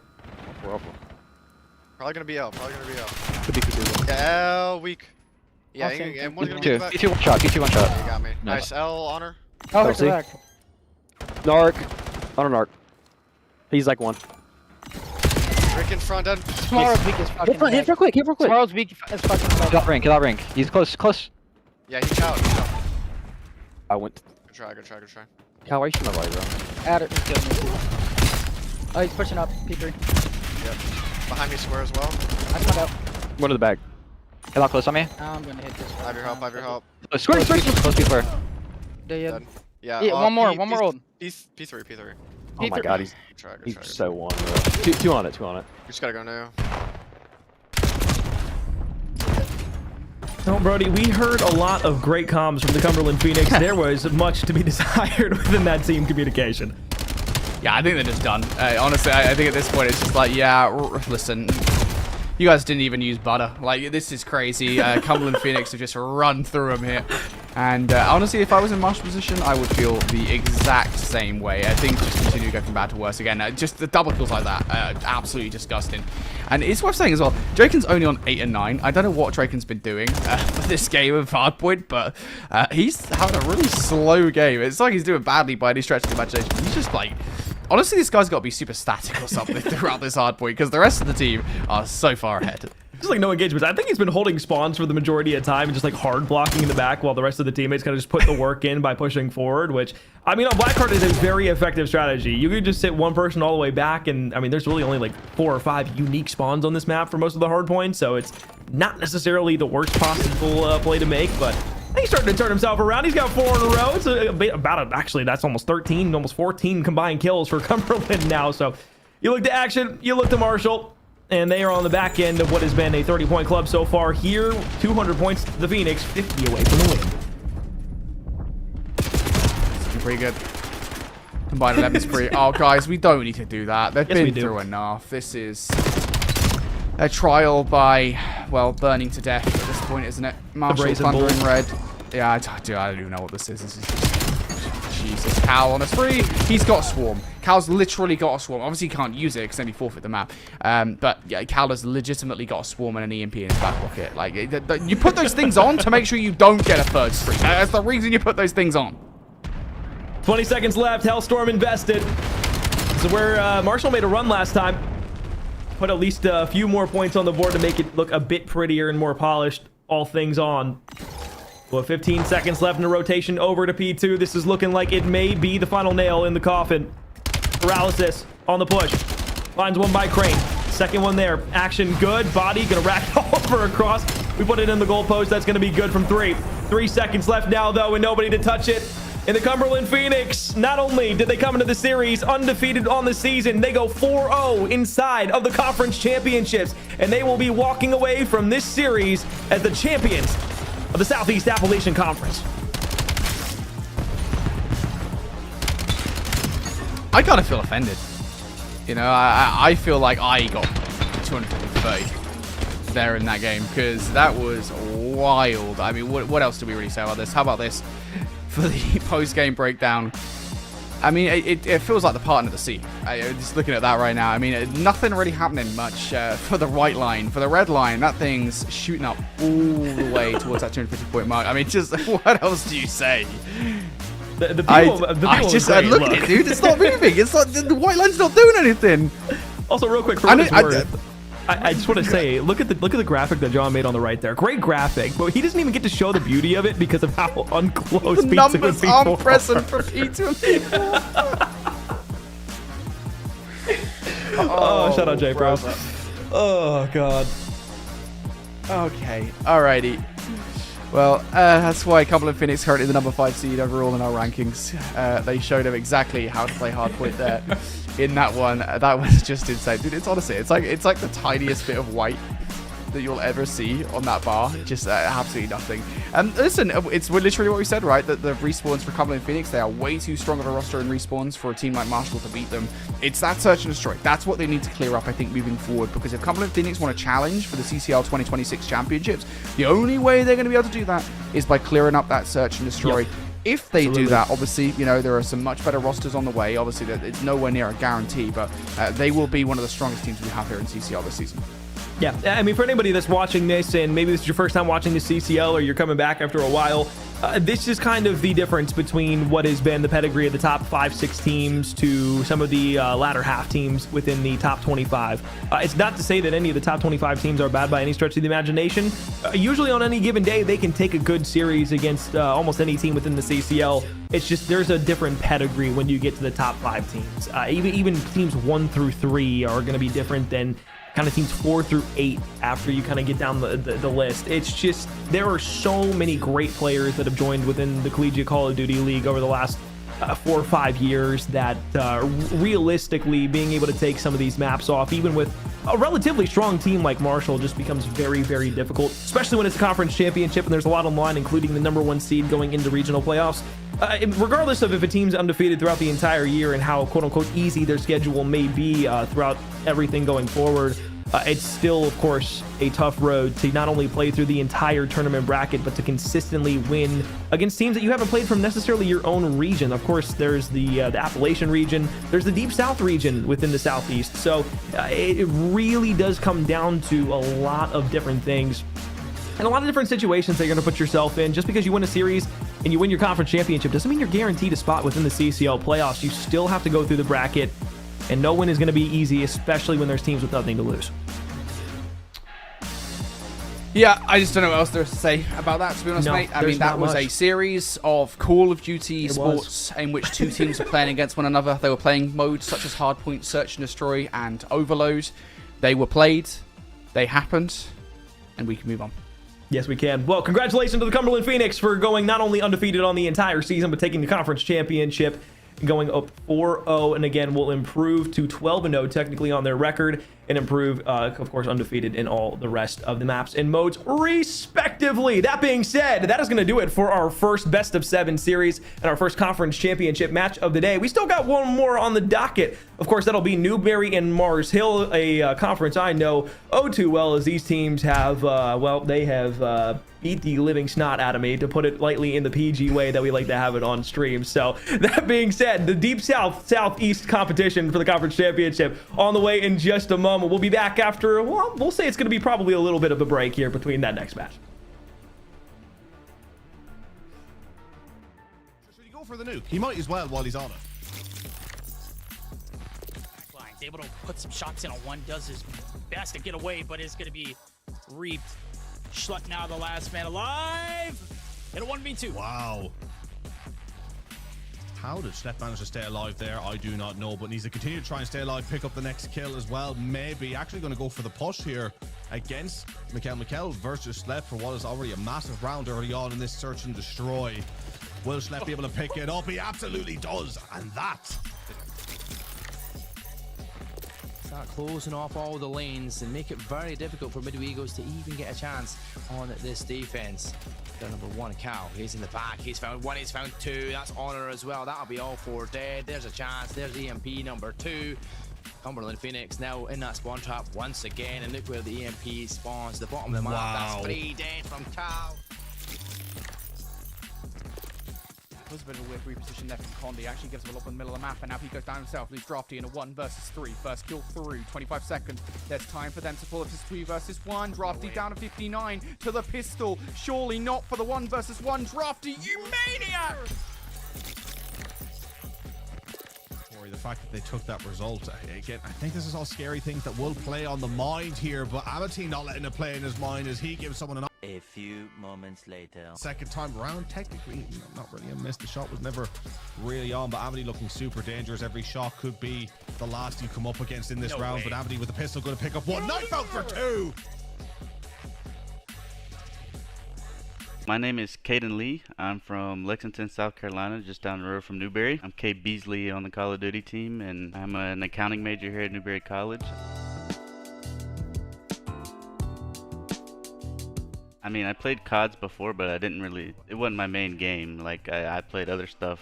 I didn't really get into Call of Duty until I actually got here at Newberry. They were holding tryouts, and actually, Buki, my now teammate, said, all right, we played a game anyways, might as well come try out just because we played Warzone. We came and tried out together. I ended up making the varsity team. I actually didn't know what a hardpoint was till December of MW2. Probably why it's my favorite game, but they're relatively new compared to people like Nico who've been in it for 9 years. Coming from just walking on, like, I didn't know anyone, so like I didn't know who was good and who was bad, so I didn't really respect anyone per se. I just was confident in myself. So my teammates actually played challengers at the time, so I just grinded rank every day. I knew what I was good at, knew what I was bad at. At the time I would just sit the hill. There was one map I went 7-3 in my first year and had 2.5 minutes of time, so I just focused on Killhorn and ranked, and then eventually we got to a good spot. probably was easier for me at first just because I didn't have all those, you know, I wasn't in any outside leagues, or, you know, I would just have my one CCL scrim a day, so it wasn't too hard to balance it. Not much changed for me because, like I said, I was gaming like in my dorm, but like it didn't really have a purpose. Like it was just free time, so I was like, might as well go try to get a scholarship for it, which I didn't get till my second year, but I did end up doing that. Yeah, I'd recommend it. I left the country for the first time because of CoD. I met all kinds of good people, man. It's just definitely a good decision. Know what you're good at and know what you're bad at and go work for it, because you're not going to get anywhere if you don't put in the time yourself. And if I'm honest, I probably play CoD the least right now, but that's just because I'm old. Know what you're good at. Like when I was first, I was like, everybody else was more cracked than me. I just sat the hill, did my job, and then worked my way up the ladder. In reality, I've had 3 directors in my 4 years, so crazy at times. We pretty much had the same core 3 between me, Diff, and Cells, exchanging Eternals or James for Jordan Freaky after the first year. We just had a lot of stability because we only needed 4 people. The program outside of CoD, you know, it had a lot of ups and downs through the years, but it's on its way back up now, I think. My experience has been okay. At one point, I wasn't going to play anymore, and they pretty much bought me back. Definitely had some disagreements, but I'm still glad I did it anyways, and good experience inside of the CoD world. That's probably a hard one, actually. Probably actually knocking FGCU down to D2 is up there, and yeah, that might be number 1. Just a dope, because there was no way we were making it. We thought we had a role change. Just the underdog story that first year was just so great for us. I think it's okay. It's definitely better than Black Ops 6, I'd say. You know, losing those long-time guys like Diff and Cells and working Sleepy and Buki in. Buki's been here, so he knows what it's like, but Sleepy's completely new, so we hadn't really gotten to scrim all that much at this point, but we'll definitely lock in towards the end of the year when everybody's schedule lines up a little bit better. I think it's a fake movement, CoD. Everybody thinks it's about wall bouncing and stuff. I think it's fake movement, bro. I think this is boots on the ground. I hope they just learn to respect that, like, Newberry's gonna be here as long as I'm here, and we're gonna be good. So we recently played a match that some people thought we were actually gonna lose, and got us a little fired up. So maybe you'll see a better Newberry this year than usual. My name is K Beasley. This has been my player spotlight, and thanks for the CCL for holding us.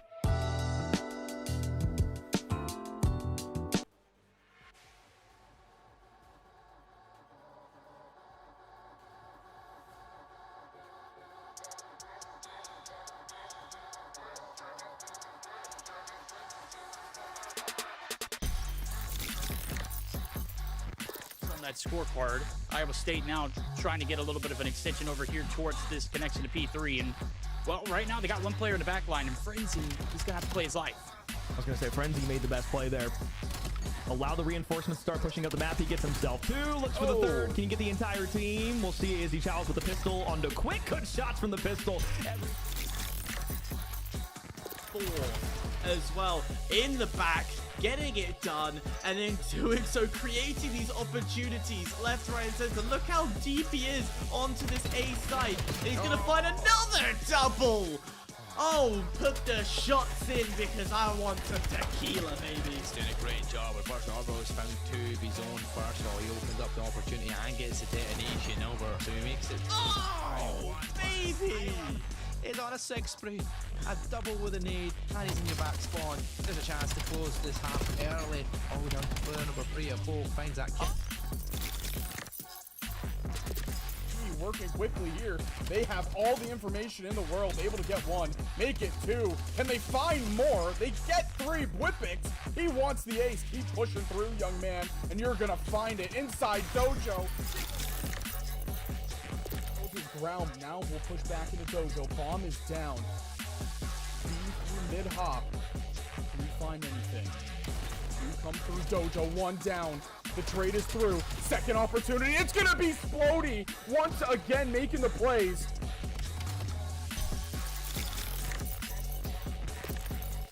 Good intel should be going perfectly for Wildcats. Cracked there for the trade. 1v2 clutch up. He's 2-0. Oh, he can't lose a gunfight. Holy hell, crack for the ace. Brother.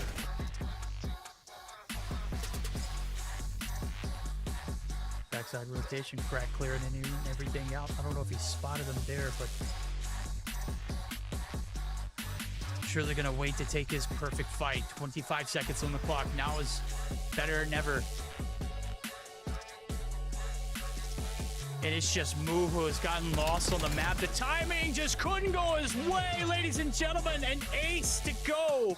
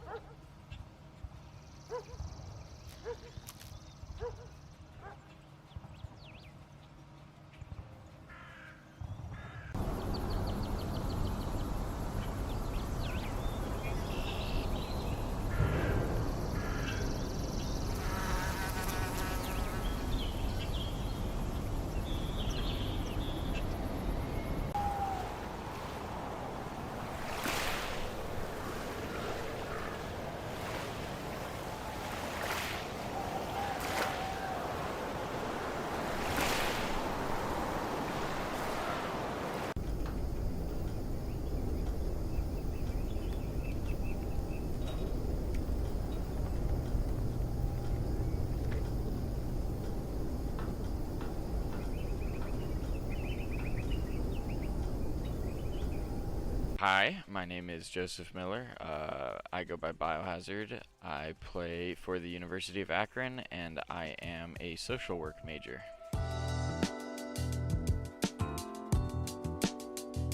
I started playing Call of Duty competitively around my senior year of high school, so 2018. I broke my rib cage and I was kind of on bed rest for 6 weeks straight. In that time, I got really into video games, and Call of Duty was my number one. Honestly, I wanted to get into competing in Call of Duty when it was right after I graduated high school. I attended World War II Champs in Columbus, which was kind of local to me. And then like seeing the stage, seeing the competitive aspect, honestly what really did it for me was like all of the Champs banners with all of the rosters and the team names and the player names and everything, and like just seeing that aspect and environment, I knew that I wanted to try that and try to get to that level. I would kind of play in random various like online leagues with my friends, and I would never honestly really find much success with it. Honestly, just like a stroke of luck, I got a college COD recommended video on my Twitter, and I didn't realize that like there was a whole collegiate league for it. I did what any logical person would do, and I went through the college COD Twitter and looked at every single college that they were following and looked to see if there was any of them in Ohio. And I saw the Akron one, and I was familiar with Akron esports because of Tristan on the Rocket League team. I was a huge E United fan, and Tristan played Rocket League for E United as well as for the University of Akron. And so I looked through Akron stuff. I saw that they didn't really have anything about Call of Duty. Took a leap of faith, and I emailed the director of esports and I asked him about a Call of Duty team, and I was honestly just really fortunate enough that they were looking to build one as I was messaging them, and so it just kind of all fit into place. It's definitely not as easy as most people probably would view it to be from an outside perspective, especially like going to class, having things in person, you know, like contributing to like college life and stuff like that. Like, you don't want to just be a shut-in who, you know, goes to class, goes to practice, and then that's it. Like, you know, I tried to, you know, put myself out there and, you know, meet people and make friends and all of that, while also, you know, having that competitive aspect, you know, going to practices and things like that. And it definitely, it's a lot to get used to, especially when I was 22 when I first, you know, went back to college. So I kind of had to relearn school life in general as well. I definitely, for advice, I would tell people to focus on, you will be a student athlete, and you need to focus on that student part as well. Make sure that you are attending class, you know, doing your homework and things like that, so that way you still have the opportunity to compete. Obviously, you know, competing is fun, making a name for yourself is fun, it's very enjoyable, but you have to do the not so fun things as well in order to appreciate, you know, the enjoyable things. So please, please, go to school. Absolutely. Last year, we were watching in our esports facility. We have like a 9-panel TV wall that we normally would put, like, if one of the esports teams has a match up, we would put it on the big screen. It was a football game, and so we put the football game up on the screen, and I wasn't paying attention, and apparently, like, the ESPN video people were behind and thought that it was really cool that we were, like, watching the football game. And so, like, then they put it on ESPN, and they were talking about, like, they were like, oh, like, the Akron esports team is showing support to their football team. And I was like, that's me. It's really, really cool to see. A lot of times when people think of esports, they think of, you know, being there, playing the game, things like that. And like you said, there's so much more that goes into it. As long as you are interested in the field, I'm sure you could probably find something that interests you. For me, it was social media. There's casters, there's, you know, like editors, so many things behind the scenes that you probably don't think exist, and you can find anything. And so for somebody that kind of wants to dip their toes into it, I definitely say don't be afraid to take that leap of faith. Don't be afraid of rejection. You just kind of have to put yourself out there, and if it's meant to be, it will find its way to you. But don't ever really give up hope, and I promise that whatever you find, it's meant to be there for a reason. I definitely, honestly, it feels funny to say, but like kind of what everybody's doing this year, like, you know, like the listen-ins, the player interviews, the behind the scenes things, kind of like humanizing it, I guess, would be a better way of putting it. I definitely think that, you know, putting names to faces and all of the things like that, where you're going behind the scenes, you're going more in depth. It's not just becoming another league.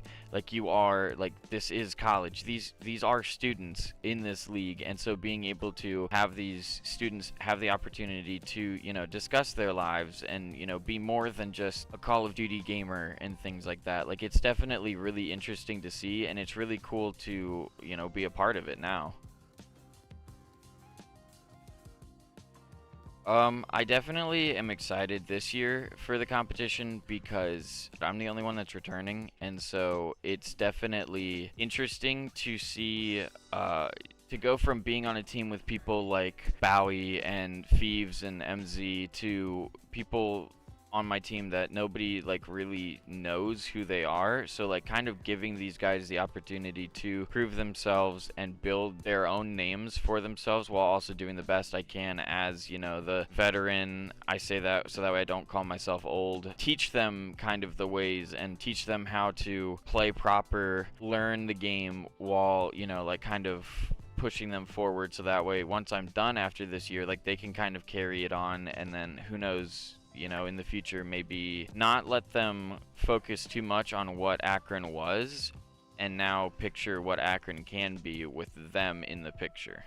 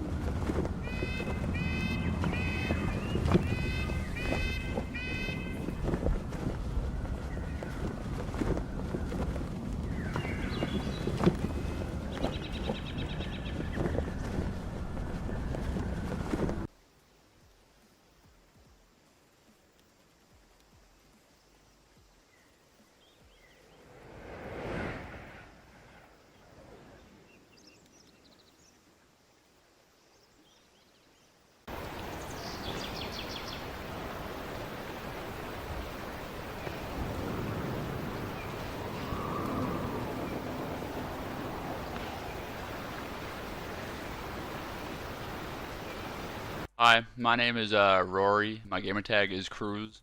I go to Oklahoma Christian University, and I am a nursing student, or Bachelor's of Science in Nursing.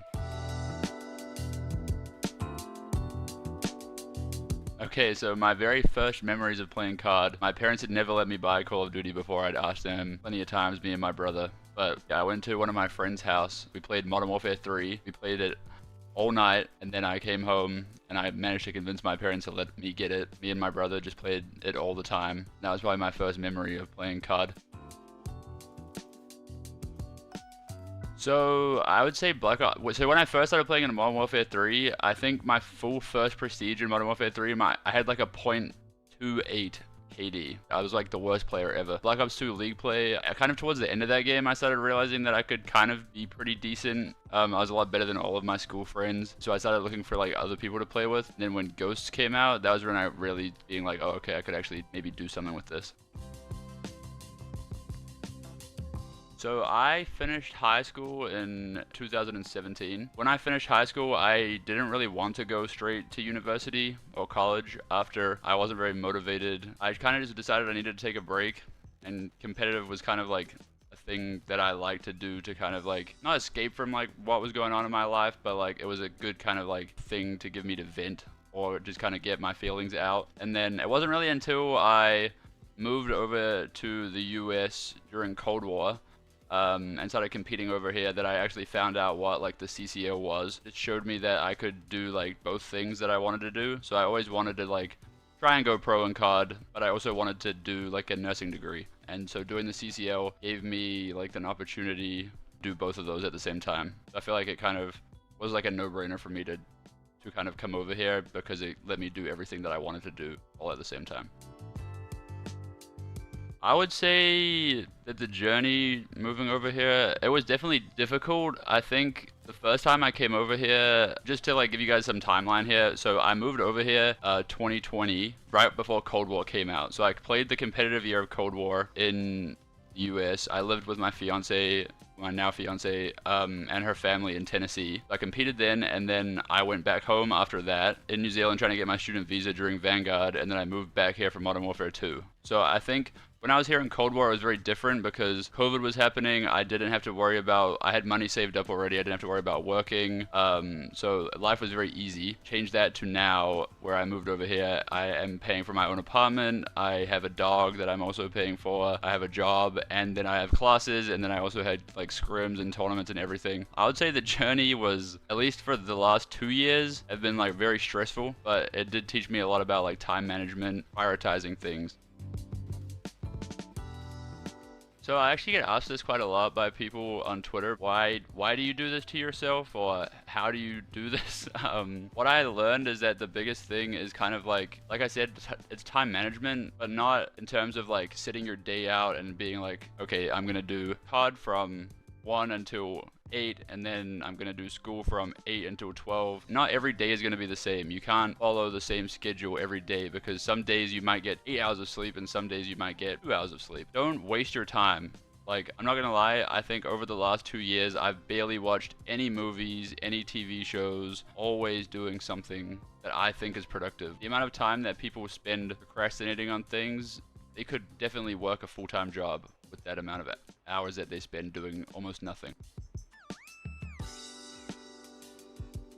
I would say that you should do it because I think that it is hard and it will take you a while to get used to it. I think the hardest part for me was my first 2 semesters because I had never experienced juggling all of these things. The thing with competing in CoD is, as much as it's a great thing, the chances of actually getting something out of it are very slim. So playing like while you do college is a great way to have like not necessarily a backup, but it gives you something else to do. Like, you should have enough time while you're competing at any level, and if I can do this while we're getting like 3rd to 6th at majors and whatever, making champs, then you can do it as well. You have enough time to do your degree and then also compete to the level that you want. I never went pro, and that's fine with me. I'm not really bothered about it. I think that I had a great time and I achieved a lot of good things that I'm proud of. And now I'm done competing and I almost have my nursing degree. I'm already 3.5 years ahead of where I would be if I waited until I was done competing to start.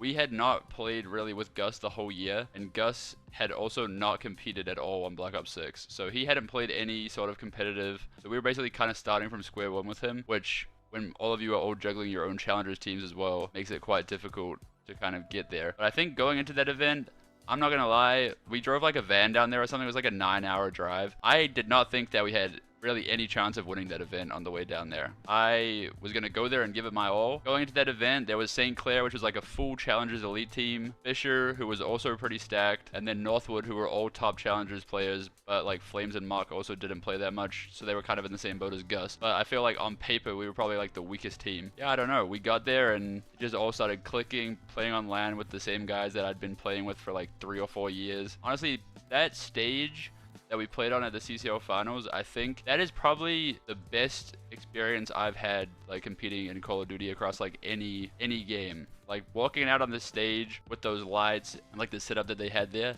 that was insane. I think that was so cool. And then like you said, like to be able to win on that stage, I don't even know if it was about winning. I think it was about how close the series was and then winning. Like being with the guys that I had been with for like 3 years, and these guys are like probably gonna be my like best friends or really good friends like for life. It just meant a whole lot seeing how much it like meant to those guys as well.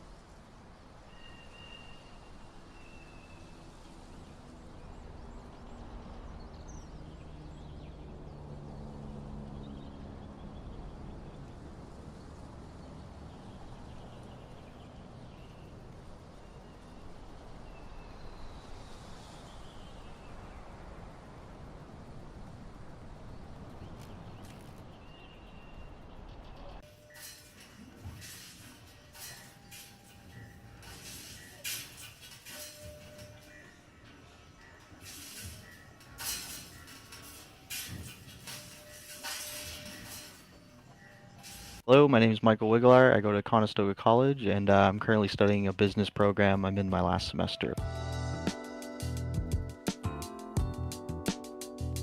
I've been playing Call of Duty as long as I can remember, honestly. My first one I can really remember playing was Black Ops 1 with my dad specifically. He was kind of the one who got me interested in it in the first place when I was, I'd say 11 or 12. And then as I got older in the teens, we'd always play it around Christmas time, just kind of play all the retro CODs. It kind of was my stepping stone into competitive Call of Duty.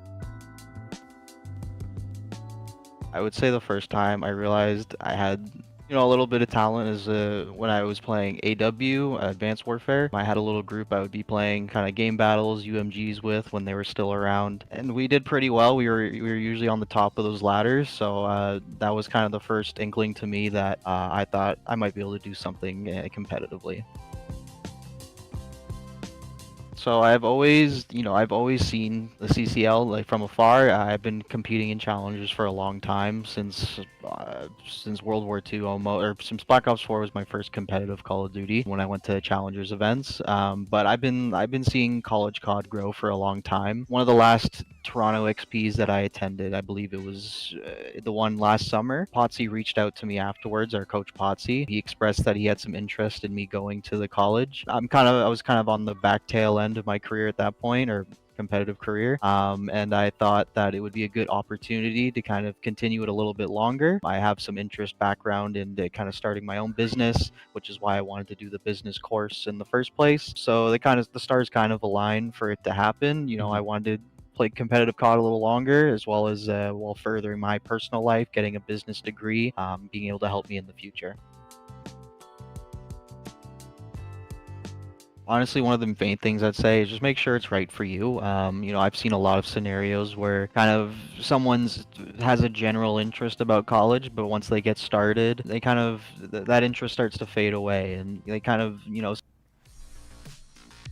Well, welcome back to the CCL for the Conference Championship weeks. This is going to be, I guess the third to last of the Conference Championships. Or no, this is Tuesday. This is the last Conference Championship that we have to try and get a 1 seed for what will be the regional playoffs starting again next week. And if you weren't here at the top of the broadcast, just remember, keep your calendars marked. April 10th is going to be when the regional playoffs start. That'll be when these teams are fighting to see who will make it to the CCL playoffs. But before we get into that, we have a Cash Cast on broadcast with us for the first time here this season. It is a wonderful, wonderful treat to be back with my duo. I have Mr. Severely, but Amber, welcome to the CCL for this season. It is a pleasure to have you with me, as always.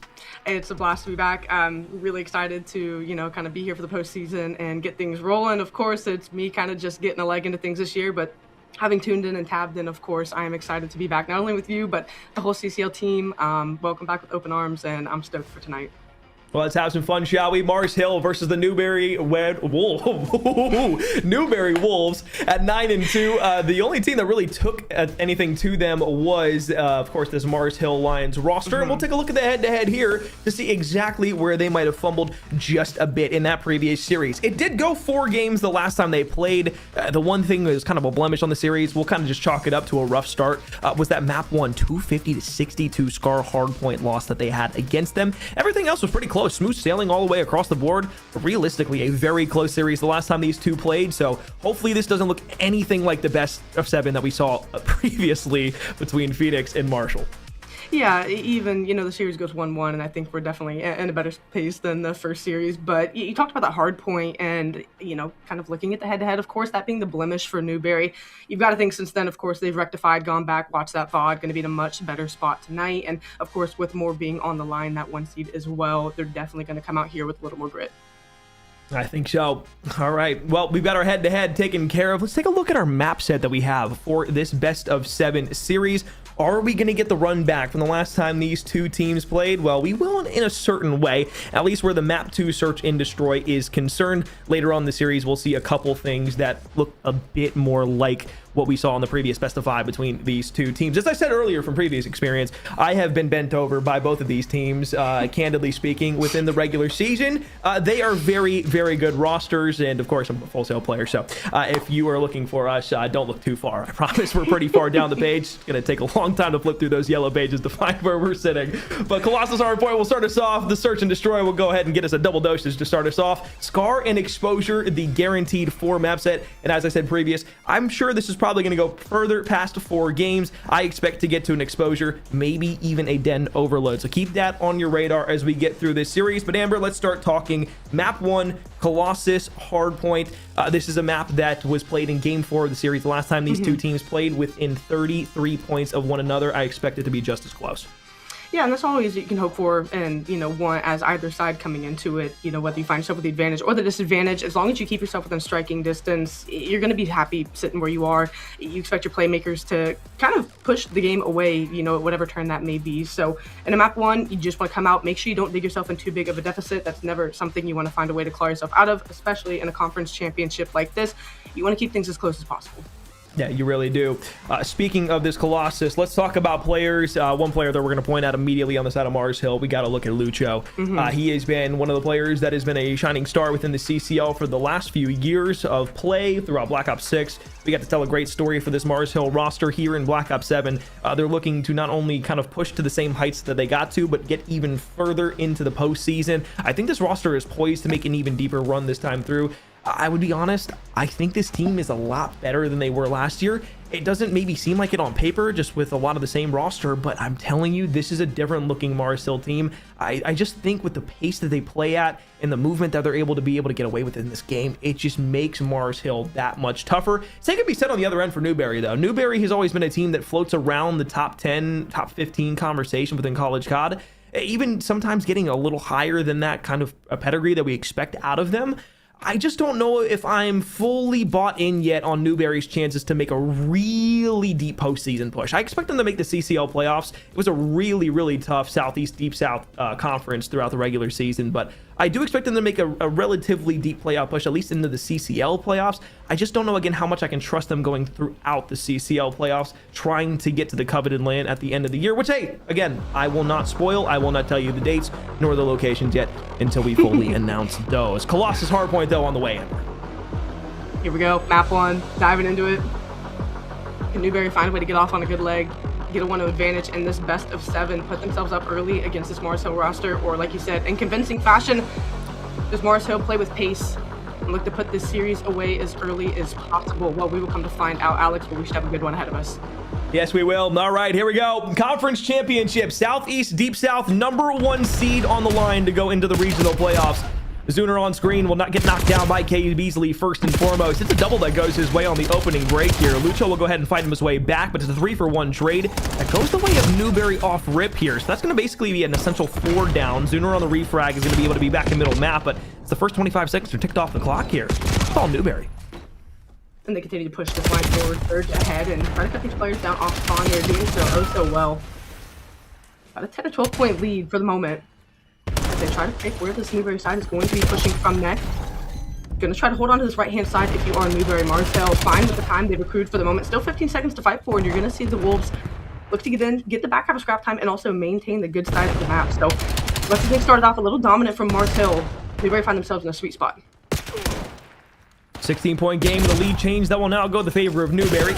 You can see player 7 actually Bookie, the only one over by blue here. Is that enough to get the spawns for the team? You betcha. They're all going to be back behind him as he pushes back over to P1. Now they can start filling and filling out the lanes. However, still going to win the gunfights to the front. It was Aaron who was able to find a double. AG and Zooner will collapse and find the last 4. So as everybody's off the respawn block, it is a quick and easy break within the first 15 seconds for Mars Hill. And the rebound through mid coming in from Zooner. Just going to be a good job helping his teammate and Lucho clean up those last couple of players that were furthest pushed ahead from Newberry. Now it's going to be a 2-2 split, trying to work through mid. Find a soft spot, find an opening as they work the south side of the map. Newberry trying to get back in, now a 30-point lead. And counting for Mars Hill for the moment. It just seems like, even though Newberry started with that, preferred side for P2 when it popped, like Mars Hill segueing across the map with relative ease here as now they look to push the lead, transitioning to P3. Oh, Zooner, good shot. Second one, you betcha. Head rips Bookie off the map, sends him back to the respawn. And now tries to go for the Godheady while he's got help over the top of the ARs. You can see the spread now. Unfortunate nade place there. Would have loved a trophy system most likely to put it down. This is finally where Newberry start to give themselves a little bit of something to work with. A Beasley 3-piece is going to allow them to focus all their attention back over to blue. They've got something to say about here on a P3 hold. And this is a good one to get rolling. You have a look at the scoreboard, and I mean, you look at Zuner v Beasley as far as the slang is concerned, relatively even across the board if you look at the other three players for either side. So it's not really that the slang is lopsided at this point. Marcel just navigated the map really well. And as you said, this is where Newberry has kind of found themselves back in it. A pinch developing here. So can they manage the chaos? Can they at least find a couple, stay alive long enough for teammates to get in the mix? Answer no for the moment. Eternal's taking a route. Can they get more than one for it? Oh, you get in the back line, you make it mixy. Take out the trophy. You should be able to read that there's going to be a player back here in yellow. You take the knife out. You try to go for the challenge, but it's a bookie back off. As Aaron is able to just pull that stick back, make light work of the player that had the knife out. Second gunfight goes his way, and a great nade landed over on P3. We'll go ahead and sit that back time uncontested. You still got Sleepy pushed up on yellow, waiting for his teammates to start this pinch play. Wants to turn some heads the opposite direction. They'll go 2 for 1 in the back line. First 10 seconds, 6 off of P4. Sleepy wants to fully collapse, and that's going to be a good break-in from Newberry. So they've done a good job, actually, on P3 and P4 of being able to get inside these hard points quick. And now the conversation is pretty much, okay, let's garner a good bit of time here. Let's try to tie this game over, take the lead where we can. Thwart this Marcel push and buy yourself another 15-20 seconds of time. They seem to be doing that well. Can you win this gunfight on the back line? You absolutely can. So the pinch is going to be averted. All eyes forward now as this next wave comes through. Now on P3, it was the Hellstorm missile that was invested by Mars Hill that allowed them to break back in. Still, it was Newberry that really was able to kind of monkey around with the time and make it a lot more manageable. At least the Hellstorm doesn't have much damage here on P4. It's a really hard hill to break the back line of, and they're still going to have these spawns here. Now it's going to be about flipping them back over to the right-hand portion of the mini-map and getting blue control on stats here as they win the first 2 gunfights. But you got to focus your attention on P1 because Bookie's able to find a double, and this is really making a mess of the spawns here at the moment. Next set of rotations. Can Lucio get going here? They get 9 and 10. You talked about him maybe being a key player for Mars Hill to really get things going. A slow start for the moment. Mars Hill now have lost the lead, but again, did good work that first set of rotations, keeping themselves in a good spot. But it seems like Newberry maybe he's caught fire in the back half of that rotation. Now we'll see what they can do mid-map. It was Mars Hill in control the first go around. This time, it is all Newberry in the feed. It is all Newberry on the time as they stretch the lead out to 30, 40 points. All of a sudden, things are starting to flip around. 6 and 13 from AG has not really helped the case for Mars Hill since that first set of rotations really got out of hand on P3. When Newberry got that first significant hold, and they had to use the Hellstorm for investment. Aaron on the back end of P4 will look for one on the right-hand flick. Still holding down P1, though, was Mars Hill for the moment. It's Newberry continuing to win these gunfights, though. The guns are starting to get hot. The boys are getting ready. Right on me. I rope. Stay down. Weak. On my cross. I have a cross. And 2 old. There's 2 P1. I'm trying now. Lucho jumped out front. One's going blue steps. He's dead. One's dead. Zuner. That's one front again. Big kill. Nice, James. I'm staying out. One time. Aaron, 1 shot time. I'm staying out. Aaron dead. Good shit. I have P1. I'm starting over you. You'll be worked right now. That's him. I'm dead. Front, Aaron, weak front, Aaron. Aaron's still front, weak, nice, good shit. Time. One shot time. Spawn yellow. Alright, so one time. They spawn in the back end. I spawned at one time. There's two. Yeah, statue, Aaron. Nice. One front. Two front. Wait, corner time. Wow. I'm out now. Corner time. Alright, let's get on it. One shot front. Rotate here. Alright, time. One's going green. One green dead. I see yellow. I have P1. I'm working statue. Hold the yellow pitch. Aaron dead. I have green. Well, good comms in from Newberry. Mars Hill was able to close the gap just a bit. Now they're winning a few gunfights on the front of this hill. Lucho on 5 in a row, looking to flip the spawns out once again. He's got 2 directly in front of him. Good shots, number 7. And another Hellstorm here for Mars Hill. Man, it was a good, as you said, hold for Newberry. Mars Hill starting to get themselves back into this one. It seems like Newberry's playing, as a team very well, very cohesive out of the Mars Hill, not quite giving it up just yet as they like to have a good spread, good here for the moment. Still 32 seconds to fight for. They can get themselves very much back into this game, give themselves a decent lead too going into new, but Newberry, they're not going to give it up. The pinch developing, you find the first pick. What can your teammates do on the other side of it? Yeah, it's all about if Zuner can get the read on it, and he absolutely does. Aaron and AG still on the hard point, holding down the timer, able to go ahead, lock down what should be the final 15 seconds. You see what Newberry wants to do here. 2 over by P2, 1 in through P1. First gunfight to Lucho. Going to back this down, slow the defense up just a bit. That line now slowly starting to make its way forward, though. AG, you hope he finds a second one here for his troubles inside of green, and he absolutely does. If you're a Mars Hill fan, that's lovely stuff. Eternals on a long, deep route around through yellow. They're going to be able to read this out. Question is do you win the gunfight? At least for the first one, the answer is no. Still have to wait for the reinforcements up through P1. AG is going to be laying down. You'll get the trade on. And fighting that kill in the back is big because it takes another Mars Hill player out of the play and gives your teammates really an advantage going into the front push from this. Do you buy enough time for them to get close enough to win the gunfights? Answer, no. The reinforcements for Mars Hill just a bit quicker. You weren't able to take up space in the way you maybe would have liked. That was Lucho trying to clean up this last kill. That's going to be the first player for Newberry. That is going to be arguably the back 20 seconds for Mars Hill as they are going to eclipse that 200 point mark here shortly. And if you're Newberry, you got to look to get out on rotation. We've seen Mars Hill have a good hold at the next hill. Yep. And now they find themselves under the gun of a 50-point deficit. Yeah, it's the pendulum starting to swing once again. We saw it go to Newberry. It was after the P3 hold. They get P4 time, and then they were able to string that into 1 and 2. And all of a sudden, Mars Hill, on the back end of a late break on P2, were able to get out on rotation on P3. They didn't have to use any utility in terms of the Hellstorm to break space. Newberry on P1 have been very good at being able to throw lives into the hill and just continuously cause a mess for the Mars Hill defense. So now you look to Eternals from the yellow side. Turns back over to blue. Reads the spawns well, but doesn't get the shots on. It's Zuner who's able to hop in from the statue side, and now you have to look for the push from Newberry once again. It's a team kill. That might help open the door. Able to get one, but it's 3 down in the feed. Your last man standing if you're Bookie. Can you just soften this line coming in out of Mars Hill? Get your teammates in good positions, and as you see the route being taken by Sleepy, that's going to give them spawns for Newt as well. You don't want to give up. You really can't afford to give up this back 20 seconds of time. Gray time, you're okay with. You cannot let Mars Hill garner more of this as you go into New. You've got to not only lock down this time, but win this transition as well. Well, you got the spawns. You can see the push that's coming through. 3 players now coming through the outer P3 side. Bookie wisely will back off for a moment, allow the teammates to get into positions to better help and assist. Aaron will get to the back line though first as he's able to win the gunfight. Eternals now needs to win a second, tries to swap to the sub for the pushing AG, but now it's all going to come and rest on the hands of Sleepy as he's got to deal with 2 defenders now pushing directly into his face. Long range shots, good for 1. Pistol challenge out on the Sleepy. He's able to find the second with the AR. Now it's getting mixy. 2 versus 2 on the point. It's all 4 dead. Newberry hold on to P2. Oh, and just masterful work out of Sleepy. Pretty much all you were asking for was find one, give your teammates a few more seconds to really close distance on that hill, make it a more even gunfight. Is able to find 3, and that's just masterful work to get your team back into this one. Still, you find yourself in a deficit, but you garner the rest of this time. You'll be sitting pretty nice as AG's not going to connect over the top with the Hellstorm. Last player standing, a pinch collapsing around the point for Mars Hill. What can you do to garner any more time if you're Newberry? Gonna cause the spawns to get messy. The Hellstorm does what it needs to. It forces Newberry off of the point, although he doesn't get anything in terms of raw kills for it. Again, the utility is so important in that regard, and you still hold on to one if you're Lucho. So going out to P3 here. Yellow side spawns to Newberry. 7 seconds left on this hill is going to put them just at about 10 points to the win. Newberry now has to hold this hill. They got to make sure they win these gunfights over the top. Lucho gets the first, though. He's able to find 2 for it. Now, if you're Eternals, you have to stay alive. Gotta work quick, gotta come off this left-hand spawn. That's where all the arrows are gonna be facing for Mars, so you don't quite have time for a route. You gotta make it stick here. Bookie, the first one to touch. It's a flank from AG, and it's really everybody from Mars Hill working in tandem to be able to shut down the last effort from Newberry.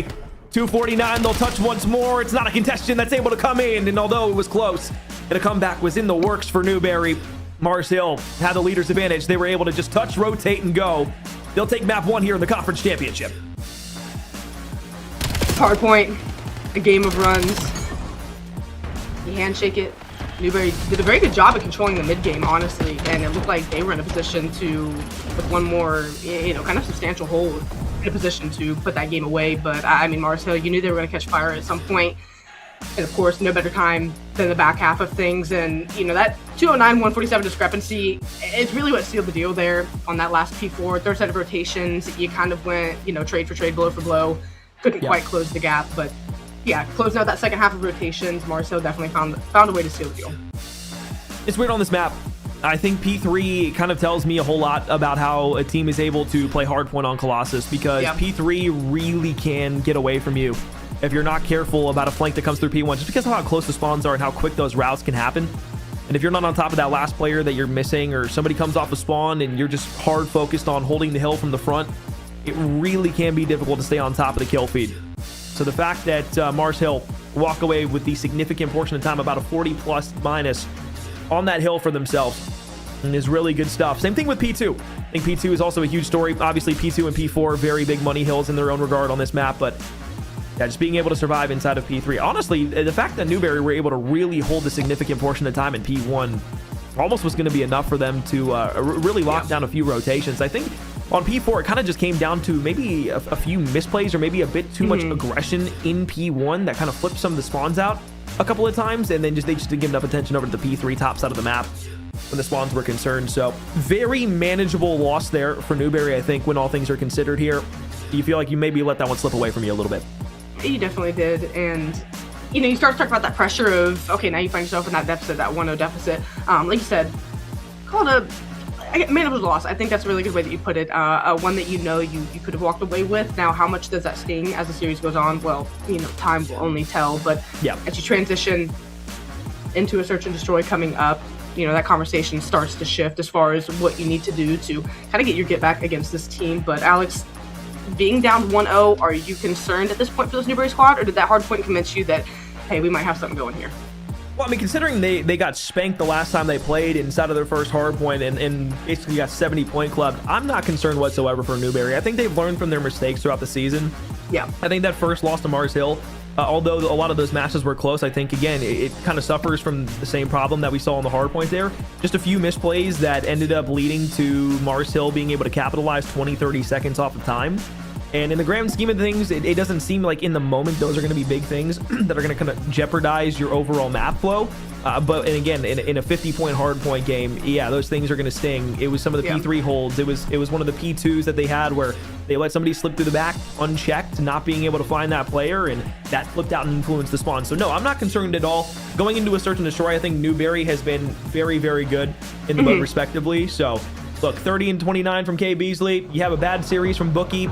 Look, those are just manageable things. So we'll get right into the search and destroy here, starting relatively fast here through in the series. It seems like these guys want to fly through it so far. So hey, let's go. Search and destroy, round 1. Set nades out from Eternals. Newberry, how are they going to bounce back here in map 2?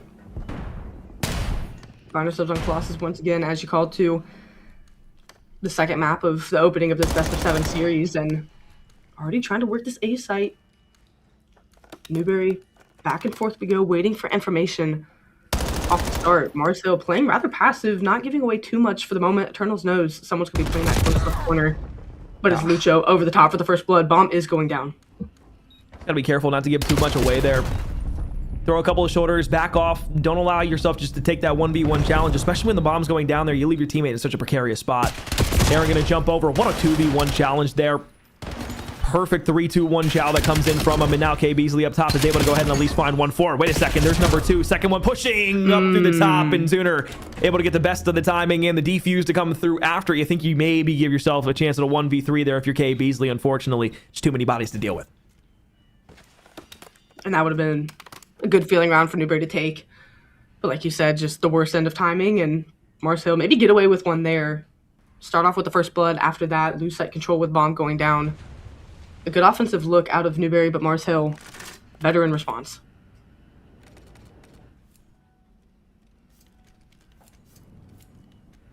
Much different change of pace here in map 2 compared to what we saw inside of the hard point from both of these teams. Very methodical nonetheless there from Mars Hill. Don't want to give a body away. And a sniper out to Zuner. Tries to rip the head off of one. Lucky did not afford a first blood there if you are Newberry. So now it's the wrap back playing over by P2. They're just making sure nobody gets through, playing it a bit further off. Well, Mars Hill's garnered a lot of positioning on the map right now. They've pushed up quite far. Really just an info game being played.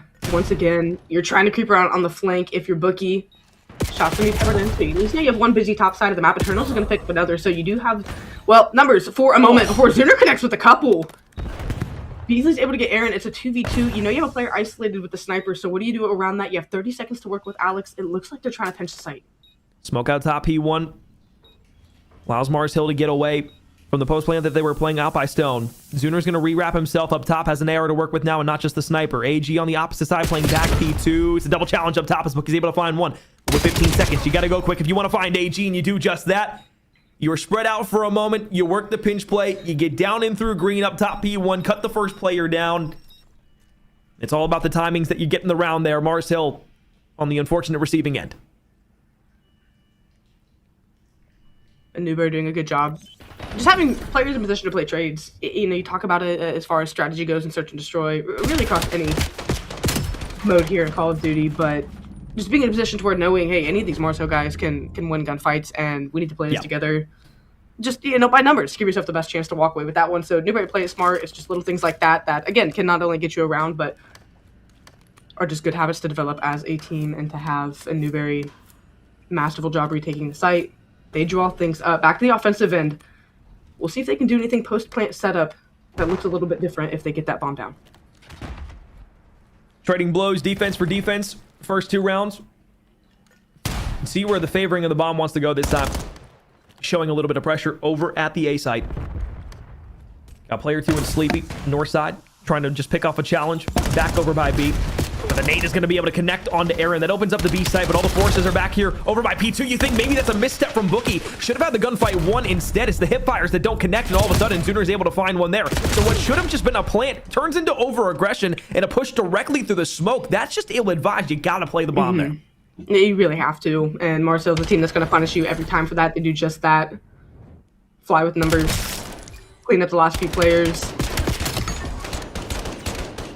1 for Newberry where you're kicking yourself. Wish you could have that round back, play it a little differently, but now you've got to turn around and stifle this really pace pickup out of Marcel here in this last round. All right, well, maybe a bit of a head scratcher there, I'll be honest. But it's not something that you're going to be looking to, again, if you're Newberry, very quick to come back from a couple mistakes that you may make.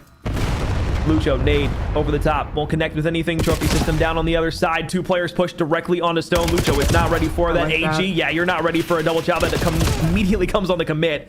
Aaron inside of P, rather the back end of P yellow. It just gets ran through on the top side of middle map. So if you're Zuner, you're last alive in a 1v3. Kind of spread out on the map right now. If they give you a free 1v, this is doable. Able to get bomb. Ooh, you can argue trigger discipline in that moment, but gives the shots away, able to snap and get the kill. And we talked about change of pace going into that round that Marcel was able to turn up, but I do like just, you know what, why not? Fly on defensively, overwhelming with numbers. Newberry do a good job there of just making a decision and sticking with it. Really no second guessing. Able to bully out the gunfights to the south side of the map and find a way to tie this up 2-2. A lot of good on the defense here. We just need to see the team that breaks through on the offense. How many times in an S&D over the years in Call of Duty do we sit there and say it's the first team to take an offensive round that really is going to be able to kind of swing the pendulum in their favor in a series? We'll go back to the set nades over the top of P2. Deep back off, trophy system down. Good rip there by Eternals. Get some chip damage into one of the Mars Hill players on the back end. Aaron's going to be backed off here on B. Knows that a few players are making their way forward behind the smoke. Pressure now exuberating itself forward. Not getting onto the B site just yet. This is why the B site's so hard to take over. You have to put yourself in such a weird position and almost expose yourself completely if you want to try and get it down. It's Zuner who connects on the first sniper shot. Now it's a push in through by Bookie. 3 versus 3 on the back end of the site. You have to look for the flank that's coming through from Lucho.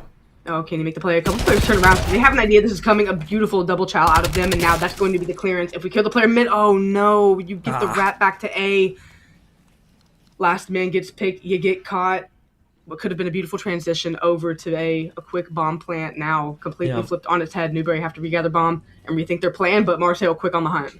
Oh, now it's the double rack back, and you probably never expect this if you're Newberry here. You expect them to be playing back blue, and now you have to turn around here if you're Sleepy in a 1 versus 2. It's the submachine gun, makes it look like an AR at distance. Rips the second one to shreds. And I think you put that perfectly. As the bomb carrier gets caught off guard, I think it was just the slide. It just seemed like it was a little shorter than he maybe wanted it to be. As Bookie falls there, you give yourselves what was a man advantage back to a 2v2, and then it's just a second guess rat back, and you don't expect the flank on the flank on the flank. Not at all. And that's even, a moment where if the bomb carrier is anyone else, barring the last man, you can get away with that play. It's just unfortunate for Newberry. Of course, you can't can't plan for that in a sense. And Marcel just big to not, let that player run through without getting shots peppered. So heads up place here. Still going defense for defense. It wasn't looking towards B. Wasn't quite executed well. Marcel a little passive offensively. They know Newberry went quick the last go around. We'll see what they do here is mid-map they're cut down, and sure, Aaron chops down a couple. That just feels like a gunfight you have to win if you're Sleepy. Instead, now you leave K. Beasley in a really weird position where he has to try and either get chip damage on one or find the full kill. I think Aaron spotted out Eternals here. And they should be able to play this well together. Slide in, tries to lay down, make the camera a little bit weird for the player on side of P2. Instead, it's Mars Hill who capitalized on the gunfights in the beginning of the round. And it's all thanks to Aaron, who puts himself not only on 3 in a row, but gets a wonderful little cheeky double at the beginning. 2 rounds of separation. Coming towards the late stages of the search and destroy, the first offense on the board. We've been calling to the entirety of this map to who can get some separation. We've been going handshake round for round. Finally, Mars Hill find a way to put some distance now as they are 2 rounds away from closing it out. Still a long way to go, but give themselves a little bit of breathing room. Still not fully concerned for Newberry, though. The signs of life are there. Couple of different gunfights go their way, and all of a sudden we're looking at a very different search and destroy. Last player in Sleepy needs to be there for the trade, and Will gets another one on the right-hand side. Now it's Lucho, last alive. That might be one of the quickest rounds of search and destroy you will see. A full-on bang out over at the A site. And even though it was the first blood for Mars Hill, Newberry fights back. You can thank Sleepy for the double. I think Sleepy needed that. Yeah. Just to kind of feel like he was getting some footing back in the map. So a big 2-piece there to secure the round. Little sigh of relief coming in for Newberry. Like you said, not concerned for them, but 3-4 definitely feels better than 5-2. And with a round that quick, they've capitalized on the rounds that have played with pace. So we'll see if they look to push tempo. Again, defensively, we saw them have success there. Marcel played it passive the last go-around. We'll see what Newberry opts to do here off the break. Well, for 5 rounds, it was all defense. Last 2, offense and offense. But it really hasn't come down to any of the bomb plants for either team on their offensive wins. It's just come down to winning the gunfights that they need to straight up. First gunfight, this time, K. Beasley. First blood off the board. Wants to push this forward over to B. Knows that they have plenty of space. And somehow Bookie's able to just get one for free up middle. Got caught sprinting. Not a tradable position necessarily, but information given that they're wrapping back to yellow. So a full spread on the defense. Still a few lingering over by A, but the call is going to come in. Ooh, but I like this mid cutoff here. Just to have a look and see, and yeah, you're going to find that kill. The cleanup coming through. Just a heads up play, really, to just say, let's not take the long route. Let's just cut through mid, see if we can get them on transition. And if you don't see anyone cutting through mid, well, you know they're still sitting over the B site. So wonderful reads out of Newberry. They get rewarded with the round. It's like, how many times do you see teams kind of like second guess themselves when the smoke comes down? It's like, okay, are they going to push through the smoke here? Are they going to full wrap? And it's like, no, full trust in the team. Let's wrap back over towards A. We can play a B retake, much easier to retake than that A site. Stick to their guns. Eternals reads that hop up on middle perfectly as well. So much good in that round that you love from the Newberry Wolf side, especially after that first blood that comes through. Now they go back to offense as they get their subs 2 rounds in a row for the first time here in this Colossus Search and Destroy. Eternals backed off. Has a trophy system if he wants to throw it down. No nades over the top just yet. Nobody pushed up too far. There are 3 players here that need to be aware of.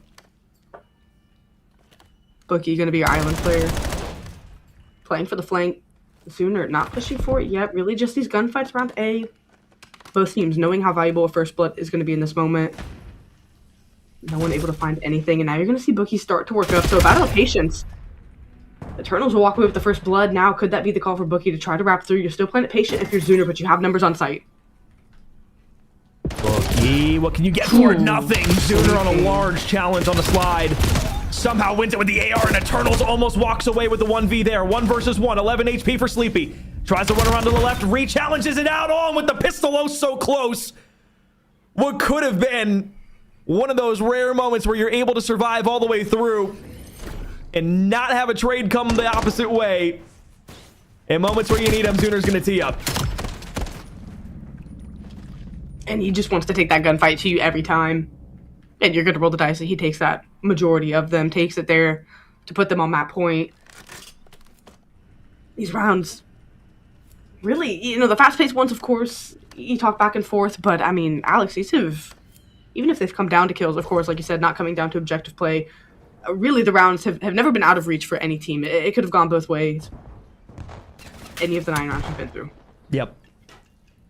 Let's do it one more time here. Newberry's got to ice up, wanting to take this series 1-1. You don't want to go down 0-2 to Mars Hill. They will capitalize on every mistake that you throw at them. Semtex to the right corner of P1. Bomb going down for Lucho now. Eternals knows that he's on the bomb, but he's got help there, and a well-placed smoke from the teammates to try and allow Lucho to escape, but instead, it's a 4 versus 3. First blood to the Newberry side. Out on the P1 challenge, Aaron's able to get out with his life somehow, some way, but Bookie now on the hop-up, tries to go for it. All the while, the defuse was trying to come through, but he wasn't able to get it off in time. Instead, it's the teammates that come back to help, and Eternals double sends us to round 11. And Great comms out of there. Just to be sure, everyone's mid.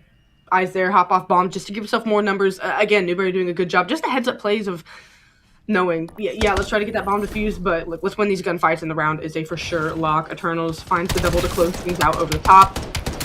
As you can see, Mars Hill was really just knowing a player could have hopped bomb, putting their eyes on that. They had to respect the play. Newberry punished them for it. Here we go. I mean, look, first series back round 11. I'm not too mad about it. Why would you be? But you got to win these. You got to show the ice in the situations like these for for Newberry. And this is what we've wanted to see for the last few years. Against very tough opponents, they can struggle in these moments. But what does Mars Hill have to throw out on the offense? What is the game plan here? Zuner going to be spotted by Eternals, but again, chip damage comes through. So now you can kind of wrap back to a different position and do things a little bit differently, but the defense is getting antsy. They've pushed up to stone, they've pushed into green, and they have a full map spread with tradable positions across the board. I like it. I mean, Newberry wanted to get aggressive, like you said, getting antsy. Now just going to hold the 50-yard line. You have to make Mars Hill make a play, and that's exactly what they're doing. Now you just have to win these gunfights. What kind of timing do you get? Oh, and that's awful. Lucho gets knocked off from a nade that goes awry from Zuner, but you get the trade back. You put it into 3 versus 3. Sleepy with 33 HP now forced to back himself down, and all of a sudden, what was a team kill? Turns into a full flood through the front. Newberry tried to capitalize on the numbers, and instead, it's Mars Hill that win every single gunfight outright. What looked like a costing moment for the round, what looked like the throw of the century for the S&D. Newberry break after being given a gift from the gods. Oh no, oh no, oh no, oh no. You called it perfectly at the start of the round, right? The defense getting antsy, Mars Hill playing it passive. Newberry set up shop at the 50-yard line. The team kill comes in, and I think that switch flipped. I just think Newberry there hit a moment of, hey, let's push, let's fly. We've got numbers. Just Mars Hill, like you said, every gunfight in succession. Not a trade in sight. I mean, I don't want to call it a breakdown, but a lapse in calls for sure out of Newberry. And you said you want to see ice in those moments. You know, not sure what that was, but Mars Hill find a way to get themselves up 2-0 here in one that started a dire situation around 11. You can see a lot of rounds on there for both teams where they were not able to finish the rounds that they got first bloods in. For Newberry, 2 of those very telling though in rounds 5 and rounds 9. And those were 2 that they let get away from them, and we'll call it round 11 as well, technically, if we want to call that team kill that first blood. But man, oh man, that one just comes back and that one hurts. That one is going to be something that Newberry will be looking back at. Thank God this isn't like a CCL playoffs moment where it's kind of like do or die for the season. Yeah. Because that would genuinely have been a heartbreaking one that would have maybe thrown composure a bit out of the window. This is a team that's been in situations like this before, so it's nothing new to them being down 0-2. It's just My God, does that feel a lot worse than 1-1? Yeah, it really does. And it's just, again, you talk about, you know, being no strangers to that, and you called to it that last round. Hey, this is where Newberry, not only in a series, but zooming into in a map, need to find a way to kind of overcome that hurdle. You're in a round 11 situation against a top 5 team. Do you have the gumption to get a map win in a close scenario? And, you know, 2 maps where they can't quite pull that off. You don't want to keep saying we've been in this situation. You know, you want to find a way to say, hey, we've overcome that. We find ourselves in a 1-1. Maybe we do find ourselves up 2-0. This Newberry team, you know, you don't want to say, oh, I'm worried about him here, and you know what's going on, where they still have a way to take these maps. They absolutely do, but until they take one, it's starting to be a pain point in this series as they find themselves down 0-2. You do need to see them flip the script and find a way to bring this series to 2-1, because even though you've seen this film before, you want to see it pan out a little differently if you're a Newberry fan. Alrighty, let's take a look at the stats real quick from our search and destroy, see where our teams ended up. Bookie at 5 and 10. And again, I mean, credit where credit's due to Bookie in that last round. Hey, I'm gonna be honest, it was a bit of an over challenge. Yeah. Kind of an overheat. I respect it, all things considered, but yeah, maybe one that he would like to have back in some capacity. But I'm not going to look too deep into it. Those are just moments that you kind of have to make split-second decisions, and maybe it was the wrong call, maybe it was the right call. Who knows? That is not for me to be the judge, jury, or executioner on. 13-7 from Eternals feels rather wasted. AG goes 6-10, but with about 1,000 damage. You know, you're not going to be too upset with that. Lots of first bloods across the board. You can give credit to Lucho. He was the first blood man until he was the first death at the hands of Zuner. So somehow, some way, they win that round again. I don't know how they were able to win that on Colossus in a 4v3 after getting that blood like that. But again, overchow or not, it is okay. So yeah. We find ourselves now going to an overload for map 3, and well, Amber, this is where things get a bit more interesting because Mars Hill now with a 2-0 lead. Again, it looks much different. It feels a lot different than a 1-1 lead if you are Newberry. Obviously, that is just more so just stated logic fact than anything else, but I still feel it's important for the context of the overall series to kind of mention that. But for Scar, this is a map where a lot of teams have struggled against Mars Hill, especially when the AR presence is concerned, but time and time again, we go back to the conversations about how good a good SMG on Scar can really feel and kind of disrupt things. You let somebody get mixy or messy up top green and start spawn trapping on the side where you're pushing over towards 18, oh boy, you're in for a world of hurt. I think Newberry are poised to again, be able to pull that off, right? You think about what we've seen thus far.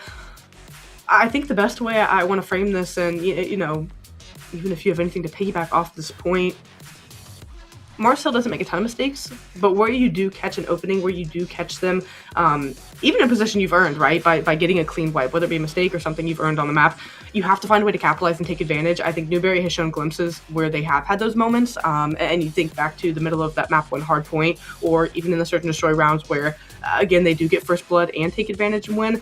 You have to see more of that. You have to be able to piece consecutive moments together that give you net positive results, and I think for Newberry, it's here and there, but there's definitely some holes in that, and Mars Hill seems to be taking greater advantage of the mistakes of Newberry versus Newberry on the other side of things. So, you know, you want to see them garner some consecutive positive plays, and I think that'll put them in a good spot.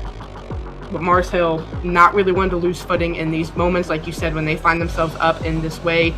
They also find ways to close things out quickly. Yes, they do. Well, a reminder for everybody at home what these teams are facing up for here in the conference championships as we load into our Scar overload.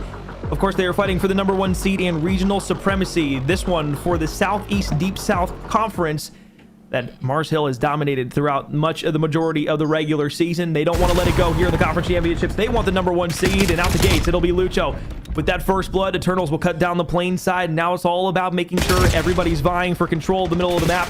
But you can see how aggressive Mars Hill want to be. They go 2 for 2 inside of mid. It leaves AG the last alive. Close spawns over by A are going to give more pressure for Newberry on this offensive push. The opening AR battle, I would say, goes the way of Eternals. Out to a 3-0 streak, able to back down Mars Hill for the moment, but AG gets to the back. Gonna pick one up. KB's able to submachine gun, getting active a little bit early here with the couple through mid-map. Now you finally feel comfortable enough to pick up the device. You've got to win a couple more gunfights if you're K Beasley. Can you find a soft spot for your teammate to get through?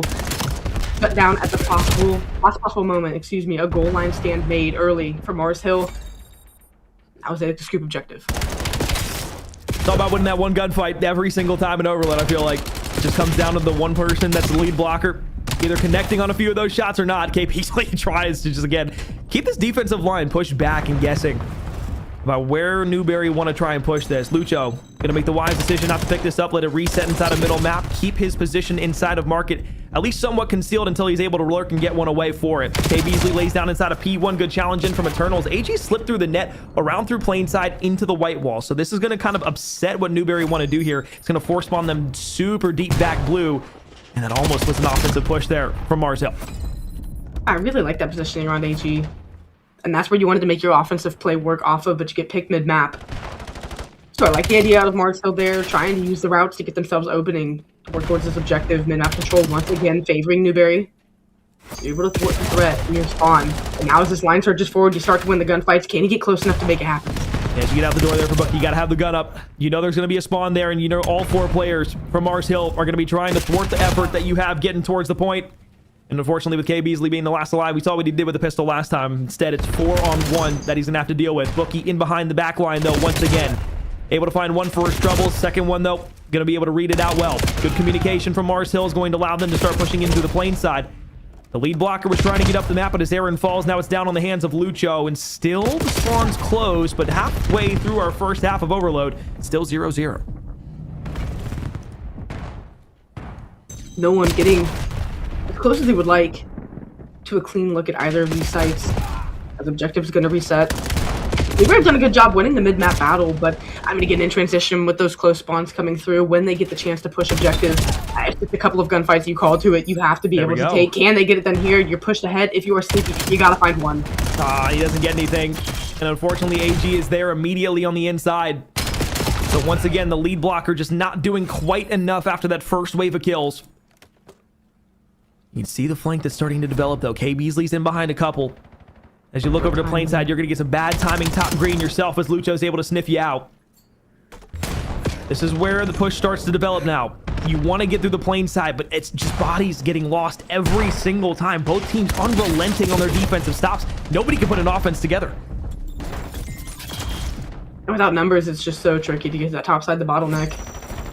Really tough luck you have an AR looking over the top and gets good timing, but now you're going to get aggressive. If you're sleepy, try to at least regroup. Get back to your side with objective, not going to be the case. Easily last man standing up towards the top side of the map. A couple pushing through mid for Mars Hill. And I don't know that you're privy to Zuner being in spawn, so again, they want to make this play off the route where, okay, let's keep objective, let's get going when I find these two. No one in position to keep objective though, and all of a sudden, Newberry have an opening. And player 2, can Sleepy get through? No. And they threw a nade over by A. In the spawn side of blue, Newberry thought they were going to get the info on Zuner, but he was just able to get away from it for half a second. And those 2 kills completely shut down anything that Newberry were trying to set up for themselves. So it's back to square one for both teams once again. Over by mid-cut. AG looking to put it back over on the plane wing. He pushes all the way through. He's got one down low. Pistol challenge, not going to win it that time. K Beasley will pick it up, and they want to push this back again. No wrap this time. Aaron, tricky gunfight to win inside a middle map. Now it's a 2 versus 2 as Bookie pushes his way forward. Only one player left on the line of defense. Trying to slide their way forward. Not going to find it. It's AG there. Second trade comes through. Bookie, can you put it in this time? It's pre-fired. Shots to the back, and once again, it's shut down at the goal line. Mars Hill on the side that's slightly less favored, still able to hold him to 0. 20 seconds to work with. If you're going to make a push, you got to make it quick. Can you win this gunfight mid and look to try to get to the B side potentially? Answer is going to be no. Newberry, they've got to make it work. Oh, and there's still 2 on the bottom side of green, and then Zuner comes around the corner. He should have info on a couple, but you're still kind of just checked out by the player that's inside of market. However, you're staying on top of the kills now, but it's Aaron who finds a double there before the spike could get picked up. So instead of getting the scoring chance at the end of the round there, we go to halftime. Neither team scoring. It's like a Monday Night Football game with the Seahawks playing. Could have said it better myself.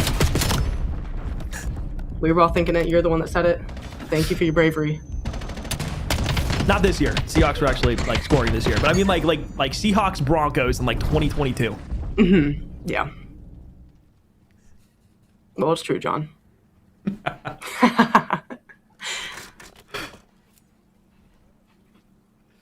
Okay.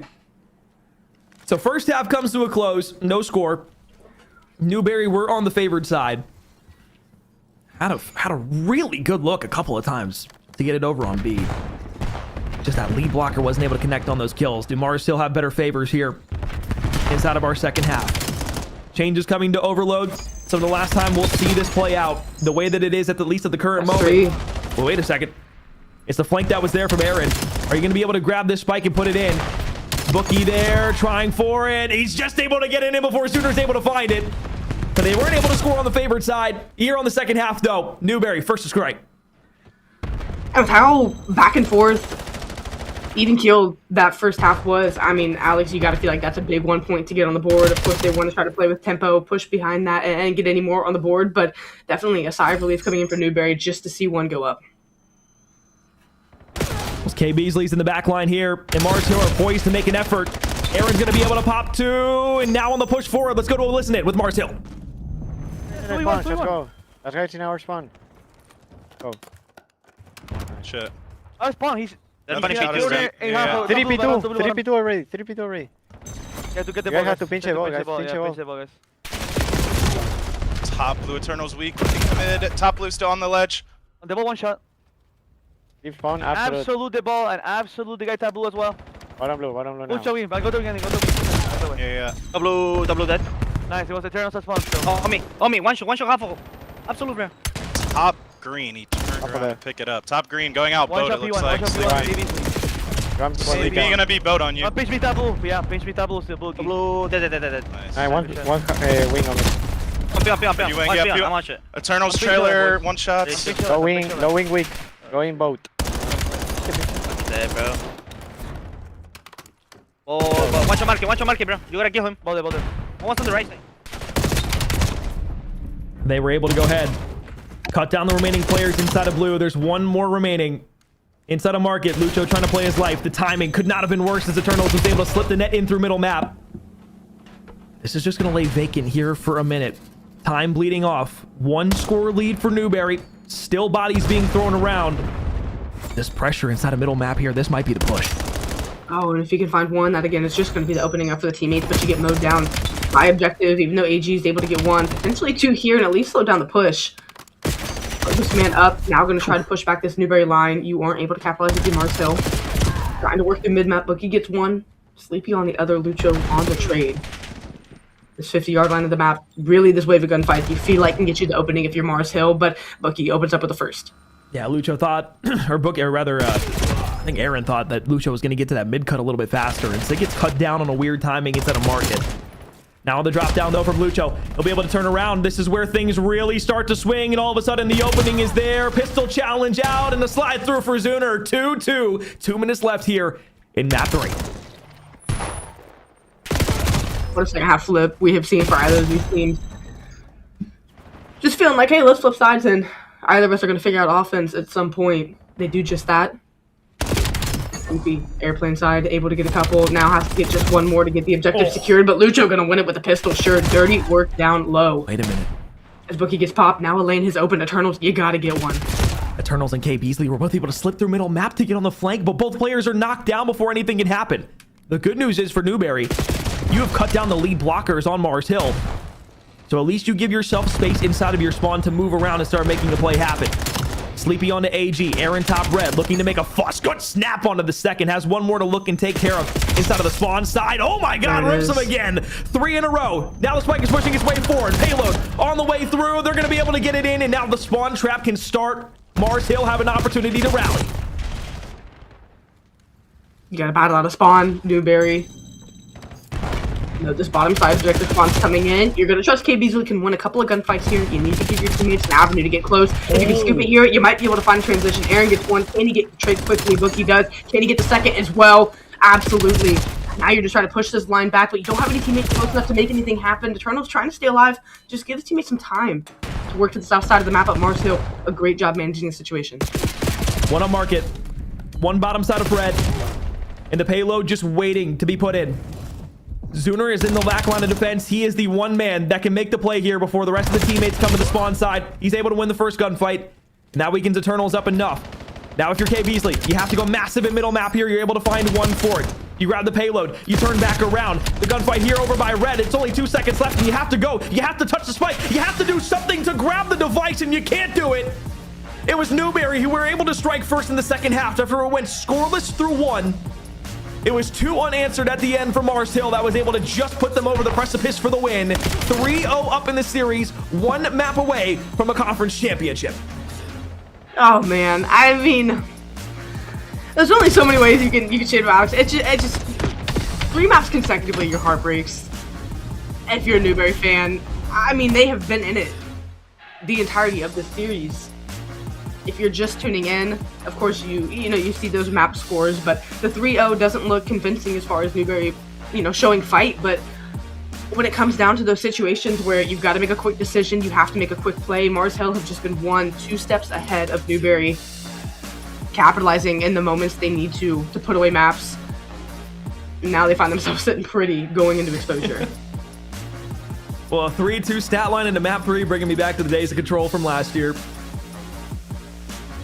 But for the happiness of Mars Hill to be able to get all 3 scores on that second half, just a couple of gunfights that go a different way. It feels like that's been the story of the entire year for Newberry in some of these close games. You think that the first series they lost against Mars Hill, maybe a team fight goes a different way. One of the players on Mars Hill isn't able to get a two-piece at the end of the game, swing this, Hardpoint 20 points, or an S&D in round 11 where all of a sudden you lose all the gunfights in a 4 versus 3 at the end, or in the overload where you're getting pushed out on your spawn side and you let Aaron just go to town and find a 3-piece on the back end.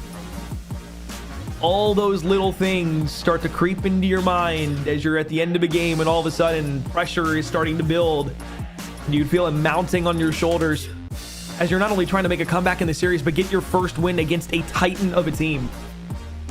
And it wasn't even that crazy of a game for Mars Hill. It wasn't flashy in the slightest for Newberry. Again, it just came down to the one misstep. And I think there's really the one thing I'm looking at here, because I'm trying to, pick apart, see where's the separation. I mean, looking at the objective kills, I do really think that's where Mars Hill, you can look at the scoreboard here and say, yeah, that's what did it. They get those 2 consecutive scores. That's on the backhand of having numbers on the site and the ability to win those gunfights, where even thinking back to the first half, right, Newberry just couldn't quite, when they had those moments, to get the objective, to get the point. They couldn't quite get it done. The objective kills, at least for Mars Hill, for me, are what stand out and what really kind of get them over that point where you have the numbers, you get the kills you need to, and I think that's definitely what put the maps away for them. All right, overload complete. Heartbreak for Newberry yet again in another map. Maps 2 and 3 don't go their way, but we go into a map 4 here in just a moment where a hardpoint might be enough for Newberry just to break the mold and at least push this to 5 games, get us to the second search and destroy. But all those are ifs at the moment, but the one thing that is certain is we are going to take a short break. When we come back, map 4 will be underway for the conference championship in the Southeast Deep South. Will Mars Hill take it in a 4-0? We'll find out in just a bit.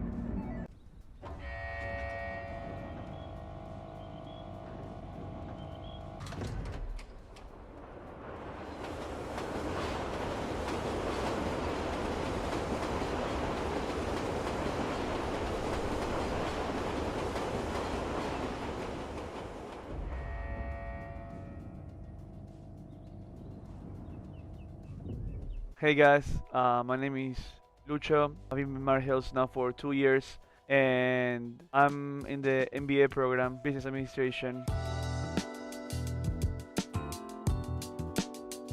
So I was a little kid, and I got my PS3. My father started playing all these campaign games. That's when I first got contact, but when I first started playing was when I got the PS4 and I got BO3. Getting really cracked in the pub games, getting Dark Matter, you know, grinding zombies. That's about it. When I started playing World War II, I was pretty much a rookie, right? I wasn't really known the scene. I was just playing with the homies. The thing is, in World War II, I'm pretty sure just Brazil, right? Not Latin. Brazil had some CWL spot for everything. So like Brazil was taking it very seriously. You all started growing, you know. And then at some point in 19, all the league was South America. It was every South American country, but mainly was Argentina, Brazil, Chile. And then started all growing until Vanguard that hit the Latin Challengers. I would say they found us. Our team was very dominant in the Vanguard year, and Max Wood, that probably everyone will know, he contacted me about telling me about all these, what college CoD was, basically. I was already planning on going to study outside my country, not in the US, but in Europe. So it was like a 2-for-1 opportunity, right? Like he found me in the perfect scenario. And then, of course, I told my teammates, and that time was DJ, Evade, and Aaron, right? Aaron's here with me. Then when DJ and Evade said no, started contacting every top player in LATAM. That's when we found Zuner. Also Trakes, but Trakes was a longer process. Testmates was the first team, like the first team of 4 we had, right? In ONE. Yeah, I would say it's all credit to Max Wood. He found us. So Trade is not only my... Well, here we go. Mars Hill 3-0. It has been a wonderful looking series for them. Doesn't look like they've skipped a beat against a tough opponent such as the Newberry Wolves red roster on the other side. The 13th ranked team trying to be on upset alert for Mars Hill. Hasn't necessarily worked in their favor, but they have played a damn close series. The first map was only about a 50-point loss for them. Map 2, we saw that go to a round 11 in the search and destroy. Couple misplays there in round 11, unfortunately land them down 0-2, and then in the overload there, it felt like they were poised to maybe pull off the upset, at least on one of the maps, and force a 5th map in this best-of-7 series. Instead, it was a 3-2 win for Mars Hill, being able to rally 2 scores in the last 2 minutes of the game. We go into map 4, Hardpoint, Newberry's last chance to survive inside of this best-of-7 series for a conference championship. Aaron looking for the first blood, and he's going to do exactly what he was doing in the S&D and the overload. He's going to push. Able to open up, get mid-map early. You think, what does Newberry have to do to pull off this Hardpoint to extend the series further? Yeah, you talk about some of the slower slaying performances in map 1. I think everyone for Newberry in a much better spot to be able to respond and rally in return. Now as you get yourself in a position to garner some time, 20 seconds left, still plenty to fight for. Newberry finally going to get on the hill here. The mid-map push coming in out of HE. The rest of the bench developing, or still trying to take these gunfights. Good jump from Beasley. I like the idea. Just doesn't realize that 2 bodies are going to be there out long. This is going to give a lot of mid-map pressure and presence for Mars Hill. Bookie on the push through. Looking for the first blood. Is able to do that out on P2. It's a lot of Newberry red here. Waiting and holding. You can see the setup though for Mars Hill. They want to push this from the right side. Hopefully block those spawns out and then get a deep P4 spawn trap. You see Aaron pushed up through middle map. He's like, you know what? I think better of pushing this out through long. I'm just going to help my teammates and hit back through middle. They're going to break the piece. Clears on the board. As you're calling to the spawn trap in place. Maybe not as securely as you would like, but priority is getting time on the board, trusting they can win these gunfights from the front. They look to do just that. Now 1 gunfight remaining with Aaron, and sure, with the pistol going to collect it. Another clearance. Once again, K. Beasley further pushed up. Really not much to do, but tuck tail and wrap back, as you don't want to give up this right-hand side of the map. And, well, with that gunfight loss, you might have just done that. Yeah. Mars Hill, a great response here on P2 going into P3. Yeah, it's about as fundamental as you can set up a hardpoint block here on exposure. You get somebody back over by the flat side.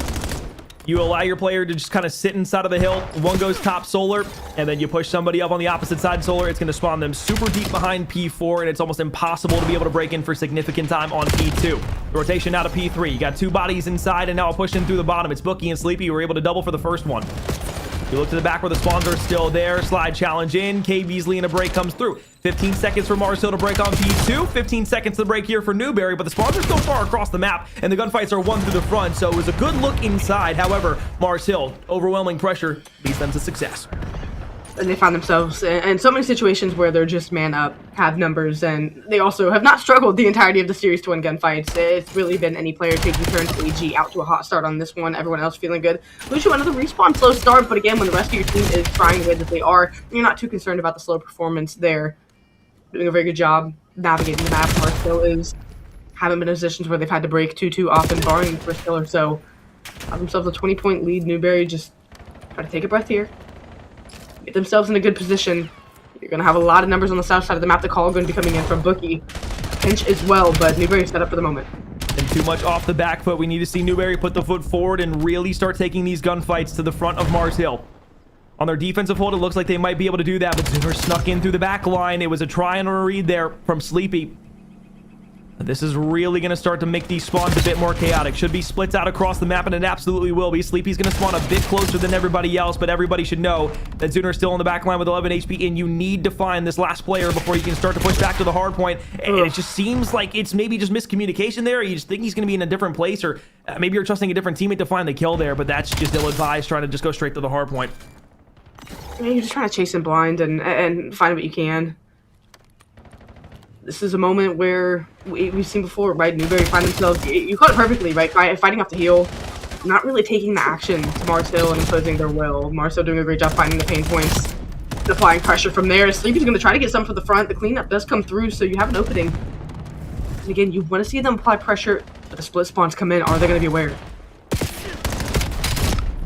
I don't think so, at least for the moment, but it looks like they do turn around for one, and this is going to allow the rest of Newberry to be able to kind of flip back their way. It was the read on the spawn out player over by P4, and that is the most awkward spawn I've seen in quite some time. You see player 1 and Lucho spawn all the way deep back P4. Player 5 spawns in front of him bottom ring, and then that just causes everything to flip out completely. I don't even fault Newberry for that right there. That's just unlucky.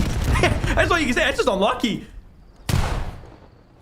Things not going your way, and yeah, you just gonna add insult to injury with that. All you can do is battle back from it. Garbage time. Newberry gonna try to collect. Again, one of these moments where you don't necessarily gonna see the turning point of the map, but you kick off the first set of rotations. You definitely want to get off to a good start. You would love to go under the line share of this time. Again, look to apply pressure back to Marcel. They're playing with a lot of tempo, a lot of pace, and if you're going to start putting pace in response, you also need to be able to manage and know where these players are on the map. You're going to have to get cleaner this next set of rotations. Hey, here we go.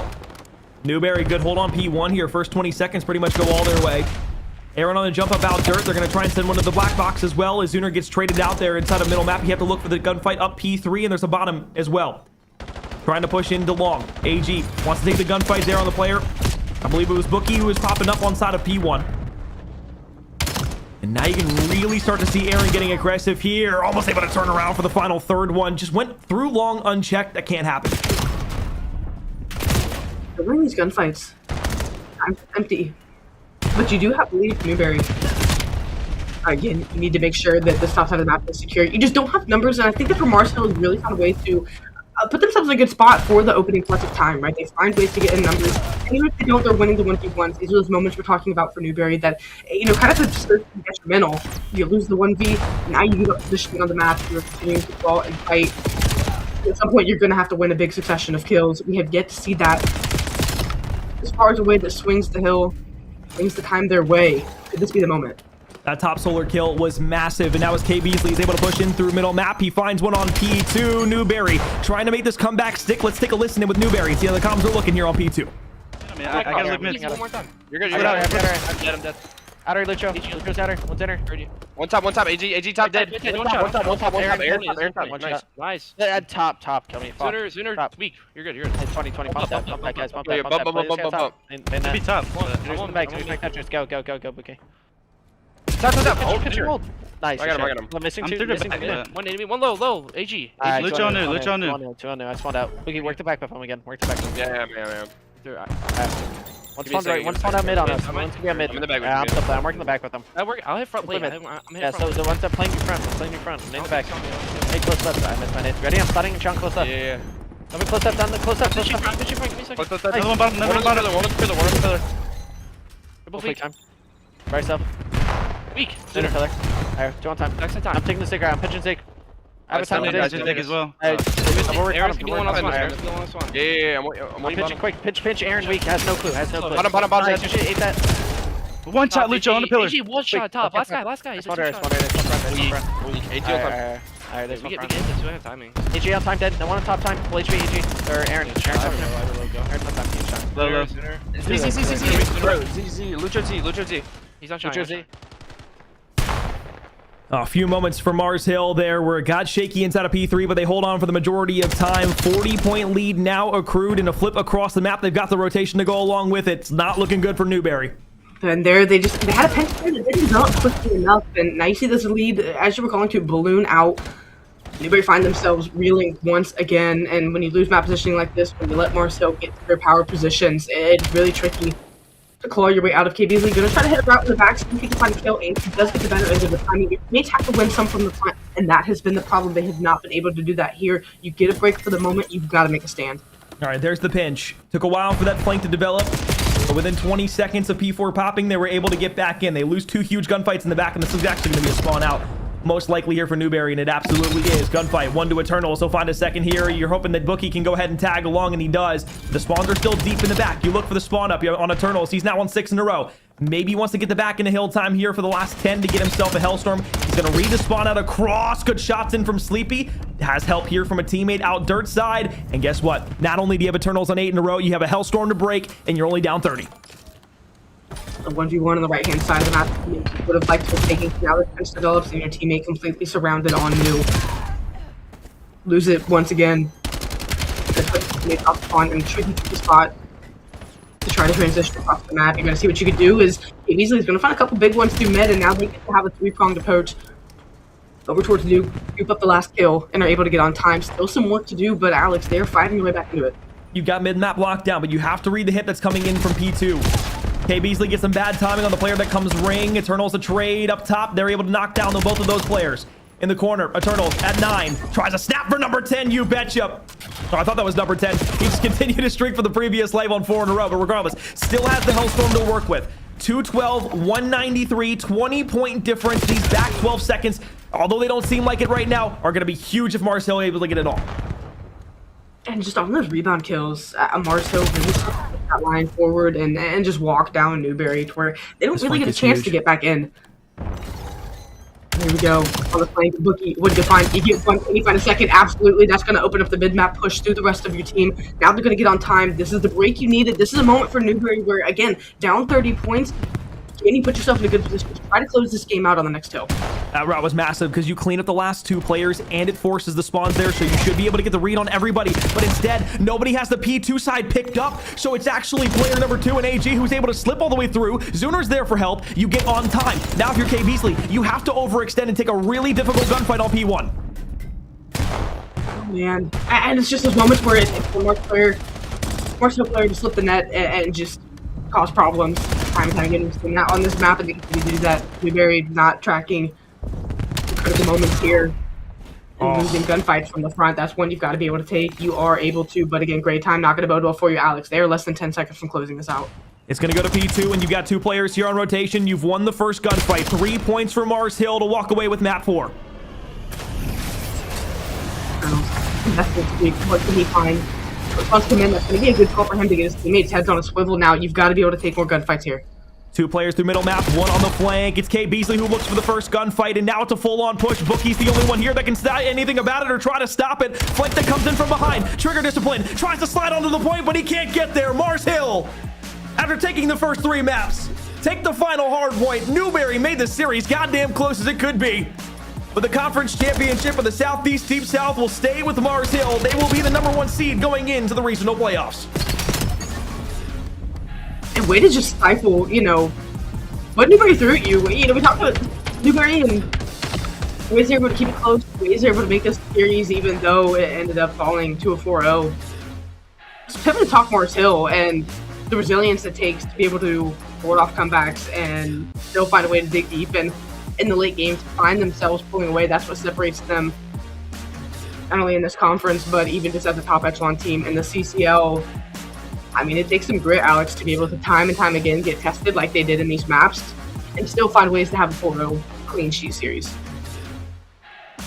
And just like it does every time on Exposure, seems like it always comes down to that P3 hold and who's able to get the back spawns, who's able to survive inside the chaos that festers within the core of that top area.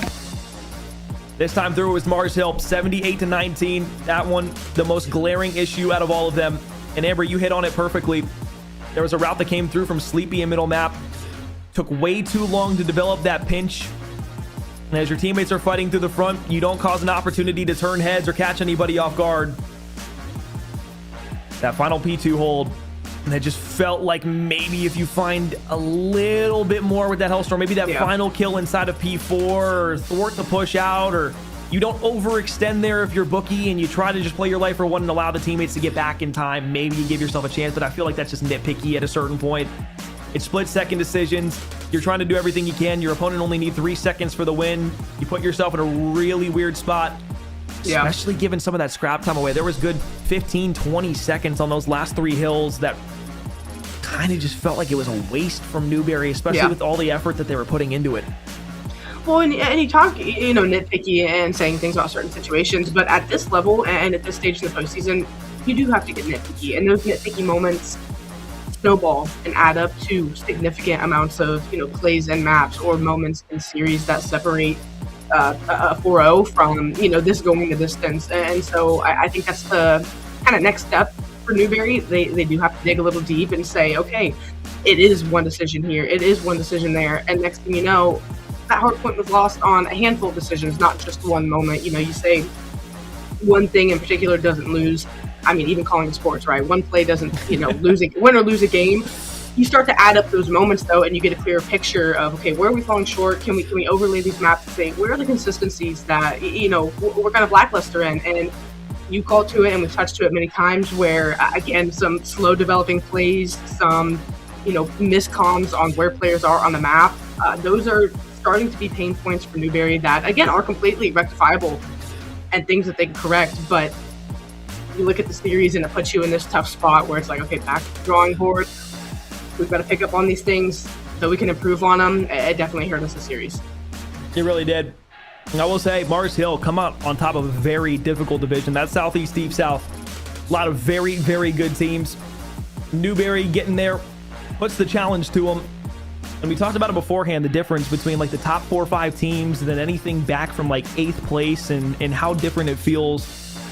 Newberry, although they're ranked 13th on there, the only losses they had this season were to Mars Hill, of course, where they took them 4 games in that first best of 5 that they played against them. And then that 2-3 loss that they had in the Game 5 series that went to a 4-6 raid search and destroy against Mox CoD earlier on, or I guess later on in the season there towards the end of the year. Really, really strong Newberry roster. They are not done with their story yet here in the 2026 Black Ops 7 season for the CCL. I'm excited to see what that team brings when we get into the regional playoffs. I have a feeling they're going to be a team that makes the CCL playoffs, whether they're a dark horse or not, or maybe a team that's going to be favored in some of their matchups. Regardless, still a lot to be proud of inside of the series against Mars Hill, but let's not take anything away from the conference championships. The 4th-ranked Mars Hill Lions, they will be, of course, the Southeast Deep South champions. We take a look at our map set one more time and just see how close some of these games were. They were tested here this evening on a Tuesday, and that is going to lead us into what we will see for the rest of the season here for the CCL. We'll go ahead and show you the road to where we will see our LAN championship later on this year. The conference championships have now all finished up between all 8 of our conferences. Next up, the regional playoffs. April 10th is the next date that we will be live on the CCL broadcast. That's going to be a Friday at 7:30 p.m. Eastern. The regional playoffs will start. We will have 3 days of competition that will span Friday, Saturday, and Sunday from the 10th to 12th of April. Top 3, the CCL playoffs. That's when the real fun starts.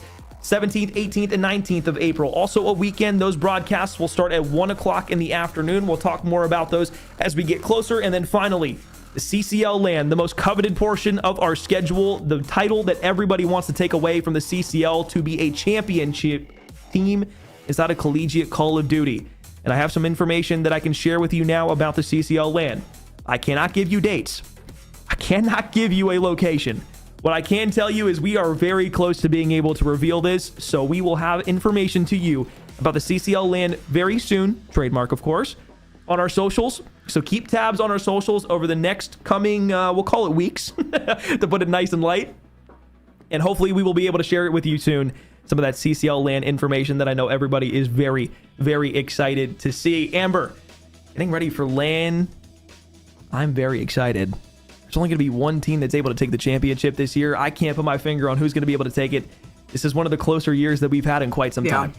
I'm just so excited to get into this, you know, kind of the meat and potatoes of this postseason run. You get the conference championships out of the way, and as you touched on with this roadmap, getting ahead, we dive right into playoffs, and I just, you know, want to savor every moment leading up to LAN because I know we're going to have some fantastic series battles between these teams. And like you said, with it being as close as it's going to be this year, you just have a feeling something special will happen, and no matter who ends up getting those LAN spots, we are in for a treat the next coming weeks. Yes, we are. All right. So to recap everything that's happened throughout the course of tonight, 4-0 series win for Cumberland Phoenix over Marshall. A 4-0 series win for Mars Hill over Newberry. 2 more in the last 2 conference champions that we have in our conference championship weeks of play here in the CCL season. As I mentioned beforehand, next stop, April 10th, is going to be our regional playoffs, where we will start Friday, April 10th at 7:30 Eastern. But before we go ahead and close out, Amber, closing thoughts from what we have seen tonight. It's going to be a lot of good COD coming up. I don't think you can touch on that enough. Like you said, the series didn't quite go your way for Newberry, but it was a fantastic battle through and through. A lot of good things they're going to be able to take out of it. And on the other side of the coin, a lot of good things for Mars Hill to be able to take too. They have things they'll be able to brush up on, touch up on going into regional playoffs. But both teams, you know, signs pointing in the right direction for either of them as we get deeper in this postseason run. No, the CCL playoffs are the coveted portion of the season that everybody wants to make it to. It feels like it's CCL playoff or bust for a lot of teams. Some dark horses are definitely on the loom. Teams that are on upset alert, poised to make deeper runs into the playoffs this season. We'll have to wait and see what that brings us. On behalf of myself, on behalf of Amber, John, and everybody else, for the production staff of the CCL, the players, and of course you, the fans, thank you so much for watching our coverage of our conference championships here inside of the CCL. We will see you in just about a week's time on Friday, April 10th at 7:30 Eastern for the start of the regional playoffs.